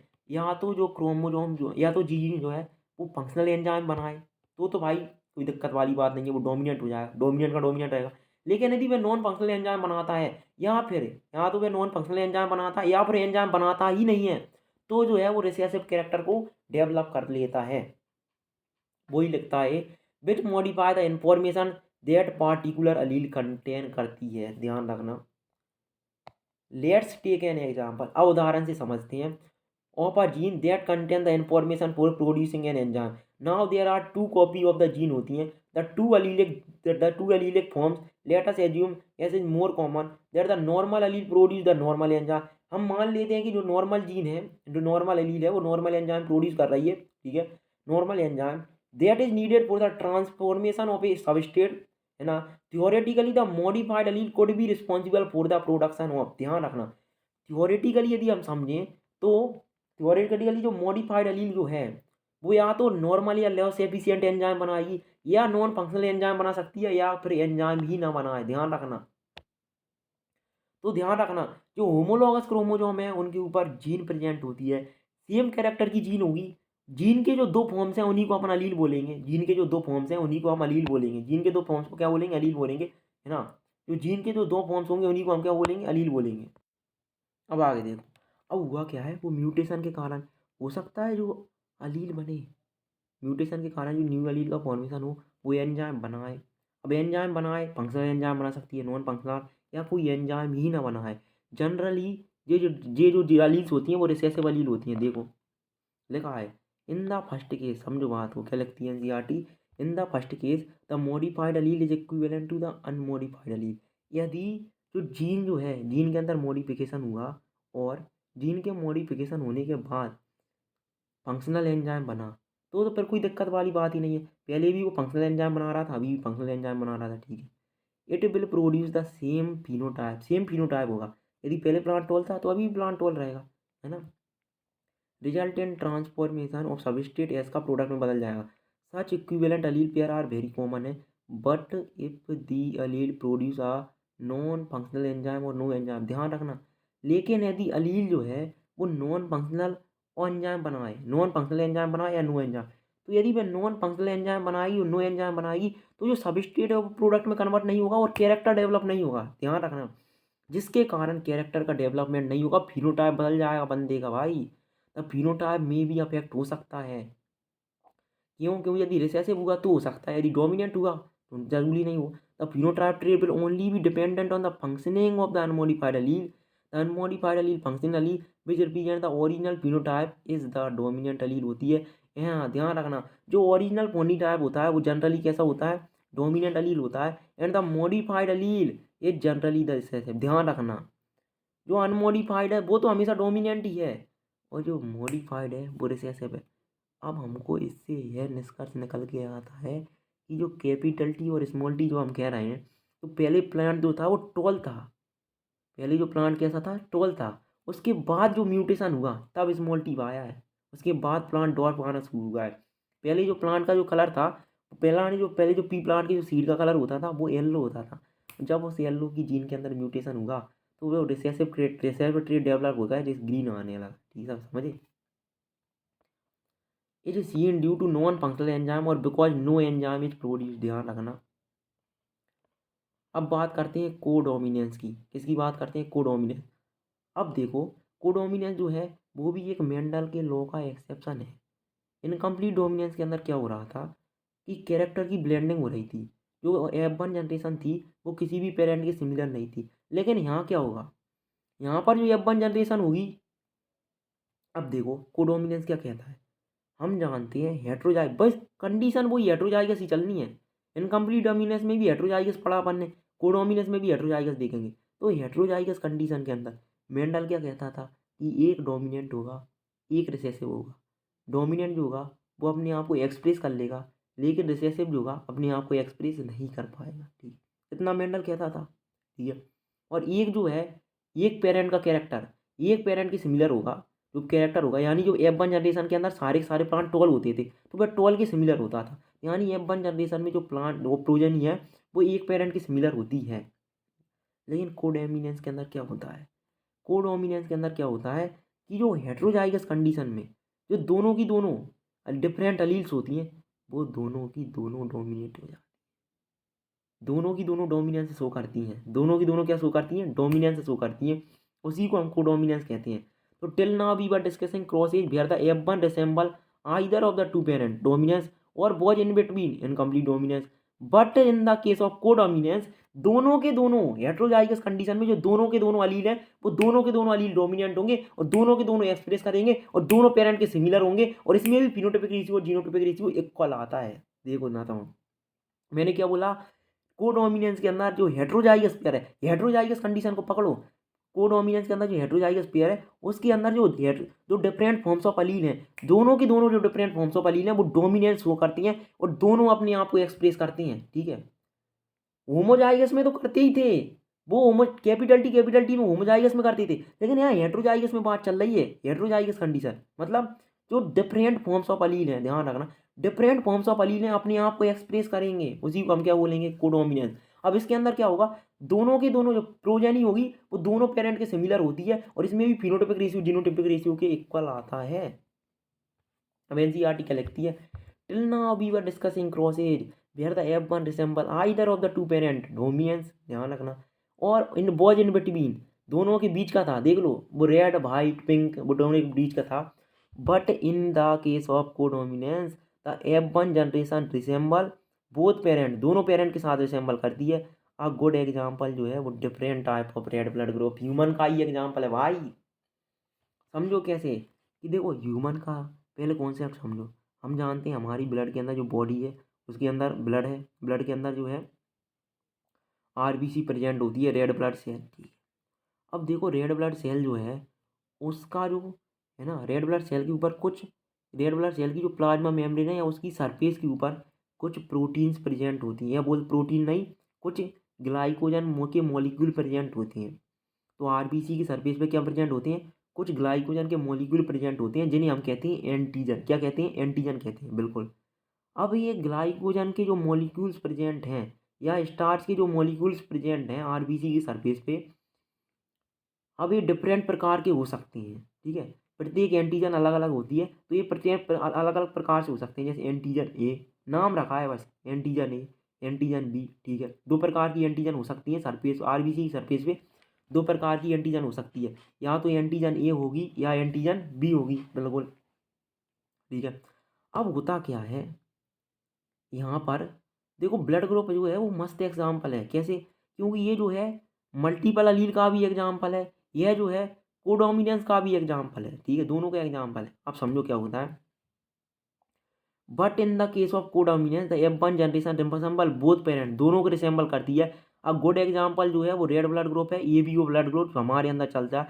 ABO blood group are control by the gene I, ध्यान रखना, हमारे अंदर जो ABO ब्लड ग्रुप है वो कौन कंट्रोल करेगा, जीन आई कंट्रोल करेगी। कहाँ प्रेजेंट होती है सर, ये जो प्रेजेंट होती है ये क्रोमोजोमन नंबर 9 पर प्रेजेंट होती है।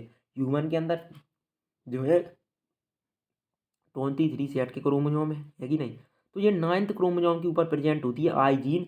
अब आई जीन के है ना 3 फॉर्म्स होते हैं, सुनना, आई जीन के 3 फॉर्म्स होते हैं, आई ए, 3 फॉर्म्स होती हैं, यानी 3 प्रकार के एलील होते हैं, आई ए, आई बी और आई ओ, ध्यान रखना, आई ए, आई बी और आई ओ, आई बी, आई बी और आई ओ, सुनना।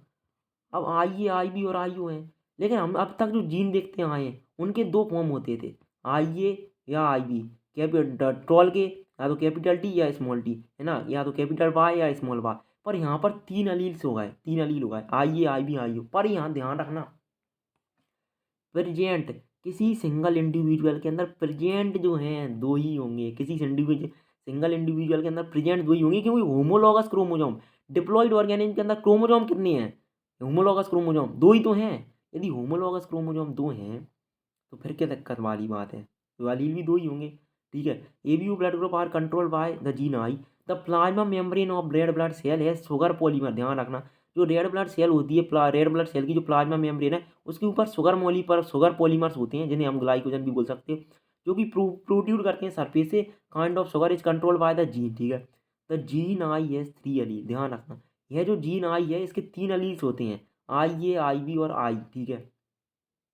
द अलील्स आई ए और वाई बी जो हैं वो डोमिनेंट होते हैं, ध्यान रखना, इसके अंदर आई ए भी डोमिनेंट है, आई भी डोमिनेंट, और जो स्मॉल आई होता है वो रिसेसिव होता है। Produce a slightly different form of sugar produce करते हैं, वाइल द अलील आई जो होती है वो कुछ भी प्रोड्यूस नहीं करती, वो कोई भी एंटीजन प्रोड्यूस नहीं करती आरबीसी के सरफेस पे, ध्यान रखना। तो यदि आई ए प्रेजेंट है तो कौन सा सरफेस होगा आरबीसी पे, एंटीजन ए होगा। आई बी प्रेजेंट है तो क्या सरफेस में क्या कौन सा प्रेजेंट होगा, एंटीजन, एंटीजन बी प्रेजेंट होगा। और यदि आई प्रेजेंट है, दोनों आई प्रेजेंट है, क्यों, आई जो है रिसेसिव है वो सिर्फ रिसेसिव के अंदर एक्सप्रेस होगा, तो यदि दोनों अलील जो है वो आई है, स्मॉल आई है, तो उस केस के अंदर कोई भी सरफेस के ऊपर एंटीजन देखने को नहीं मिलेगी, does not produce any sugar, ठीक है, because humans are diploid organism होते हैं, समझ में आया। वो मैंने बोला कि डिप्लॉयड होने से क्या हो रहा है कि डिप्लॉयड ऑर्गेनिज्म के अंदर होमोलॉगस क्रोमोजोम जो है वो दो ही हैं। यदि होमोलॉगस क्रोमोजोम दो हैं डिप्लॉयड ऑर्गेनिज्म के अंदर, यदि होमोलॉगस क्रोमोजोम दो हैं तो जीन भी दो होंगी, तो जीन की फॉर्म्स जो हैं वो भी दो, बहुत सी बहुत दो मौजूद हो सकती हैं, ध्यान रखना, तीन नहीं हो सकती, तीन जो है वो पॉपुलेशन के अंदर देखने को मिलेंगी। Each person possess any two of the three I genes allele, I A and I B are completely dominant over I, ध्यान रखना, आई ए और आई बी जो होती हैं वो कंप्लीटली डोमिनेंट होते हैं आई के ऊपर। इन अदर वर्ड या दूसरे शब्दों में यदि तुम कहना चाहो तो आई ए और आई के अंदर जो ब्लड ग्रुप होगा, आई ए और आई के अंदर आई ए डोमिनेट करेगा, ओनली एक्सप्रेस करेगा। हम जानते हैं यार, कितनी बार बोल दिया है अपन ने, हेट्रोजाइगस कंडीशन के अंदर डोमिनेंट एक्सप्रेस करता है, डोमिनेंट जो है वो हेट्रोजाइगस होमोजाइगस दोनों के अंदर एक्सप्रेस करता है, और जो हमारा रिसेसिव जो होता है वो सिर्फ होमोजाइगस के अंदर एक्सप्रेस करता है। अब आई ए और आई के अंदर आई ए एक्सप्रेस करेगा, ठीक है, बिकॉज आई जो है does not produce any sugar ही नहीं करेगी, और वेन आई बी और आई प्रेजेंट होगा तो आई बी एक्सप्रेस करेगा, ठीक है। बट वेन, ये जो एग्जाम्पल है आई ए और आई बी वाला, ठीक है, तो आई ए और आई बी वाला एग्जाम्पल है, यही को डोमिनेंस हो करता है, कैसे कि जब सेल के अंदर आई ए और आई बी दोनों प्रेजेंट होंगे तो एंटीजन ए भी बनेगा, एंटीजन बी भी बनेगा, है ना, तो जो सेल बनेगी वो दोनों पेरेंट के सिमिलर होगी, दोनों पेरेंट के सिमिलर होगी, ठीक है ना, तो दोनों के सिमिलर है तो इसी को तो हमने कोडोमिनेंस बोला, ठीक है। और इसके अंदर दोनों एक्सप्रेस करेंगे, ऐसा नहीं है कि आई एक्सप्रेस करेगा, ऐसा नहीं है कि आई बी एक्सप्रेस, मतलब सिर्फ आई एक्सप्रेस करेगा या सिर्फ आई बी एक्सप्रेस, नहीं, दोनों एक्सप्रेस करते हैं। तो जब दोनों एक्सप्रेस कर रहे हों तो अपन उसी को कहते हैं कोडोमिनेंस। तब इनमें से एक एक्सप्रेस कर रहा हो, हेटेरोजाइगस पेयर में यदि एक एक्सप्रेस कर रहा है कंप्लीटली तो लॉ ऑफ डोमिनेंस, ठीक है। यदि हेटेरोजाइगस पेयर में दोनों डोमिनेट नहीं कर रहा, एक इनकम्प्लीटली डोमिनेट कर रहा है तो इनकम्प्लीट डोमिनेंस, दोनों के दोनों कंप्लीटली डोमिनेट कर रहे हैं तो कोडोमिनेंस, वही तो लिखा है। Are present together they both express their own type of sugar, this is because of codominance. यह देखने को मिलता है हमारे को कोडोमिनेंस के कारण। Hence red blood cell have, इसलिए हम बोल सकते हैं कि रेड ब्लड सेल के पास ए और बी टाइप ऑफ शुगर होती है। Since there are 3 different type of allele हैं, देयर आर 6 डिफरेंट कॉम्बिनेशन होते हैं अलील के that are possible and therefore a total of 6 different genotype of the human ABO blood type. ध्यान रखना, how many phenotype are possible हैं वो भी देखेंगे आप इसमें। फिनोटाइप जो होंगे वो जीनोटाइपिक रेशियो के इक्वल होगा, यहाँ पर भी देखना।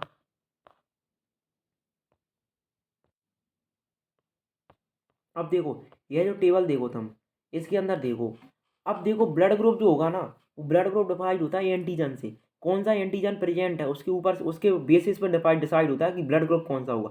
जैसे यदि एंटीजन, यदि हमारा जो है अलील फ्रॉम पेरेंट 1 आई ए है, अलील फ्रॉम पेरेंट 2 आई ए है, तो क्या बनेगा, आई ए बनेगा। और यदि आई ए हमारे को देखने को मिलेगा, क्या देखने को मिलेगा, आई ए देखने को मिलेगा, तो कौन सी एंटीजन बनेगी, ए एंटीजन बनेगी। और ए एंटीजन बनेगी तो ब्लड ग्रुप भी ए होगा, ठीक है।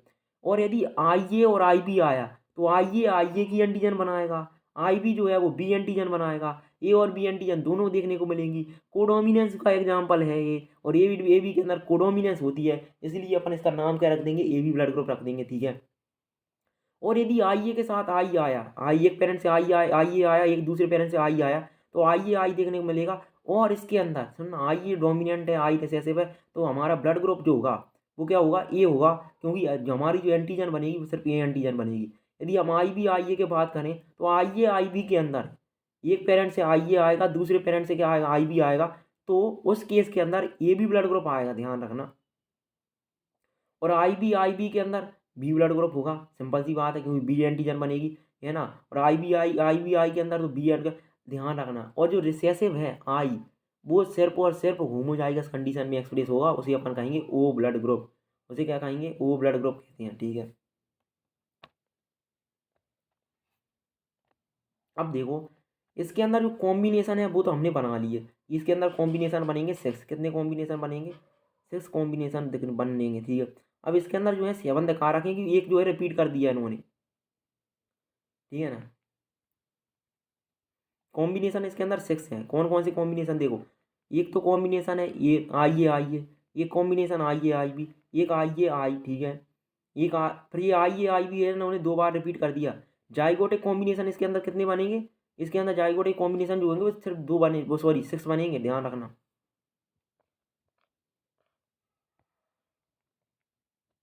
अब ध्यान रखो आगे क्या कहती है NCERT. Do you realise the example of A B blood group also provide a good example of multiple allele. यह कहता है कि एक गुड एग्जाम्पल है मल्टीपल अलील। अब मल्टीपल अलील क्या होती है उसे समझो। देखो क्या होता है, अब तक हम जो जीन्स देख रहे थे उनके एक अलील थे, 2 अलील थे, उनके जनरल जीन्स के क्या थे, 2 अलील के फॉर्म थे। जैसे जो हाइट की जीन थी, हाइट की जीन, उसके 2 फॉर्म थे, कैपिटल टी स्मॉल टी, ठीक है। सीट के कलर के 2 फॉर्म थे, capital Y small Y. Pod colour के भी 2 थे, कैपिटल वाई स्मॉल वाई। तो उसी प्रकार से प्रत्येक जीन के 2 फॉर्म देखने को मिल रहे थे। और मल्टीपल अलील कॉन्सेप्ट क्या कहता है कि एक जीन के 2 से ज़्यादा अलील भी पॉसिबल होते हैं, ठीक है। अब 2 से ज़्यादा जो अलील पॉसिबल हैं वो सिंगल इंडिविजुअल के अंदर तुमको देखने को नहीं मिल सकते, वो तुम्हारे को पॉपुलेशन में देखने पड़ेंगे, क्योंकि जो अलील्स प्रेजेंट होते हैं वो होमोलॉगस क्रोमोसोम पे प्रेजेंट होते हैं। और प्रत्येक डिप्लॉइड ऑर्गेनिज्म के अंदर होमोलॉगस क्रोमोसोम 2 ही होते हैं, तो 2 होमोलॉगस क्रोमोसोम के बाद 2 जीन होगी, तो 2 डिफरेंट फॉर्म्स ऑफ अलील होंगे।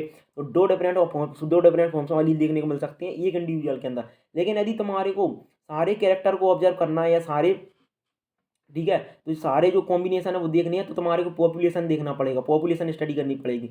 यार you can see that there are more than 2 that is 3 alleles governing that the same character since in an individual only 2 allele can be present हो सकती हैं। Multiple allele can be found only when population study are made। ध्यान रखना, multiple allele को तभी study कर सकते हैं जब आप पॉपुलेशन की स्टडी करें, ठीक है।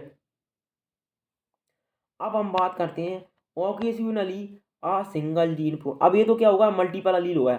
अब मल्टीपल अलील जो होता है वो ये भी ब्लड ग्रुप का एग्जांपल कैसे देता है कि उसके अंदर 3 प्रकार की अलील है, आई ए है, आई बी है और आई ओ है, ध्यान रखना।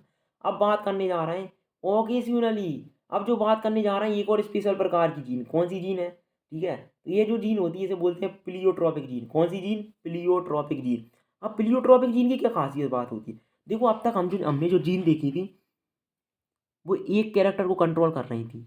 जैसे कि अभी हमने जो जीन देखी आई जीन, जो आई जीन जो है वो एक कैरेक्टर कंट्रोल कर रही थी, कौन सा, एंटीजन की सर आरबीसी की सरफेस पे कौन सा एंटीजन प्रेजेंट होगा, ठीक है, तो आरबीसी की सरफेस पे कौन सा एंटीजन प्रेजेंट होगा, तो वह एक कैरेक्टर को कंट्रोल कर रही थी। लेकिन प्लियोट्रॉपिक जीन क्या होती है, जब कोई भी जीन जब कोई भी जीन एक या एक से ज़्यादा कैरेक्टर को जब कोई भी जीन एक से ज़्यादा कैरेक्टर को कंट्रोल करती है उसे प्लियोट्रॉपिक जीन कहते हैं। और इसका एक बेस्ट एग्जांपल है पी प्लांट के अंदर बी जीन जो होती है, पी प्लांट के अंदर कौन सी जीन, बी जीन। अब पी प्लांट के अंदर जो मटर का पौधा है उसके अंदर जो बी जीन होती है वो दो कैरेक्टर को कंट्रोल करती है। कितने कैरेक्टर को, दो कैरेक्टर को कंट्रोल करती है। कौन कौन से कैरेक्टर हैं सर वो, तो देखो वो कैरेक्टर हैं हमारे, एक तो कैरेक्टर को वो कंट्रोल करती है, किसके कंट्रोल को, शेप, सीड के शेप को कंट्रोल करती है। और एक को और कंट्रोल करती है, वो किसको, स्टार्च ग्रेन के साइज को, स्टार्च ग्रेन के साइज को कंट्रोल करती है। अब देखो पढ़ो एनसीईआरटी क्या कहती है, ओकेजनली, ओकेजनली मतलब ज़्यादातर, आ सिंगल जीन प्रोडक्ट में produce more than one affect, कभी कभार क्या होता है एक ही जीन ज़्यादा अफेक्ट कर सकती है। जैसे कि स्टार्च सिंथेसिस जो होता है पी प्लांट के अंदर, पी प्लांट के अंदर जो स्टार्च सिंथेसिस देखने को मिलता है हमारे को, P seed is controlled bye, वो एक जीन से कंट्रोल होता है, ध्यान रखना। दोनों के दोनों, स्टार्च का साइज भी बी जीन कंट्रोल करेगी और साथ के साथ सीड का शेप भी बी जीन कंट्रोल करेगी, वो बताएंगे अभी तुम्हारे को कैसे करेगी। इट हैज टू अलील होती हैं, कैपिटल बी स्मॉल बी। अब सुनना, सीड शेप के अंदर तो यह जीन जो है सीड शेप के अंदर क्या शो करती है, डोमिनेंस, मतलब कैपिटल बी यदि है तो क्या होगा, क्या क्या होगा, तो राउंड होगा, ठीक है। कैपिटल बी स्मॉल बी है तो भी राउंड होगा क्योंकि डोमिनेंस शो कर रहा है ना। F1 जनरेशन में लॉ ऑफ डोमिनेंस क्या कहता है कि एक जो डोमिनेंट ट्रेड होता है वो अपने आप को एक्सप्रेस करता है और रिसेसिव अपने आप को एक्सप्रेस नहीं कर पाता। तो कैपिटल बी तो एल वो हुआ ही होगा क्या, round. Capital B small B भी राउंड होगा और स्मॉल बी रिंकल्ड होगा। लेकिन साथ के साथ ध्यान रखना इसके अंदर इनकम्प्लीट डोमिनेंस का एग्जाम्पल भी छुपा हुआ है। कैसे कि जो स्टार्च ग्रेन की बात करें यदि हम, तो स्टार्च ग्रेन के अंदर जो बी जीन होती है वो स्टार्च ग्रेन की साइज को भी कंट्रोल करती है, ध्यान रखना। तो बी जीन जो है वो स्टार्च ग्रेन की साइज को भी कंट्रोल करती है। और बी जीन के अंदर बी जीन जो होती है स्टार साइज के ग्रेन केस के अंदर इनकम्प्लीट डोमिनेंस करने को देखने को मिलती है। मीन्स अब ब्लेंडिंग होगी, ठीक है, अब ब्लेंडिंग होगी और एक जो डोमिनेंट अलील है वो कंप्लीटली डोमिनेंट नहीं होगा रिसेसिव के ऊपर, इनकम्प्लीटली डोमिनेंट होगा। अब पढ़ो, ओकेजनली अ सिंगल प्रोडक्ट में produce more than one effect, for example starch synthesis जो होता है पी प्लांट के अंदर is controlled by one gene, it has दो अलील होते हैं, capital B small B. Starch synthesize होता है बाय कैपिटल बी होमोजाइगोस के द्वारा। देयरफॉर कैपिटल बी में देखिएगा large size. In contrast B जो होमोजाइगोट्स है यह लेसर एफिशिएंसी होती है स्टार सिंथेसिस के अंदर, प्रोड्यूस स्मॉलर। तो कैपिटल बी लार्ज, कोई दिक्कत नहीं, स्मॉल बी स्मॉल। लेकिन जो कैपिटल बी स्मॉल बी है ना वो भी मीडियम साइज बनाएगा, वो भी मीडियम साइज स्टार ग्रेन्यूल बनाएगा। क्यों, क्योंकि इसके अंदर बी जीन जो होती है स्टार साइज के ग्रेन के केस के अंदर इनकम्प्लीट डोमिनेंस शो करती है। और साथ के साथ सीड शेप के साथ सीड का जो शेप है उसके केस में लॉ ऑफ डोमिनेंस को शो करता है। अब हमको यहाँ से एक बात और समझ में आती है क्या, कि जो कोई भी जो ट्रेट है उसके अंदर डोमिनेंस फॉलो होगा, लॉ ऑफ डोमिनेंस लगेगा या फिर इनकम्प्लीट डोमिनेंस होगा या को डोमिनेंस, वो जीन के ऊपर कंप्लीटली डिपेंड नहीं करता, वो कैरेक्टर के ऊपर डिपेंड करता है। किसके ऊपर डिपेंड करता है, आप किस कैरेक्टर के पर्सपेक्टिव से देख रहे हो, ध्यान रखना। Starch is synthesized effectively by capital B homozygote and therefore large size starch grain आएगा are produced. In contrast, small b homozygote have lesser efficiency in starch synthesis and produce smaller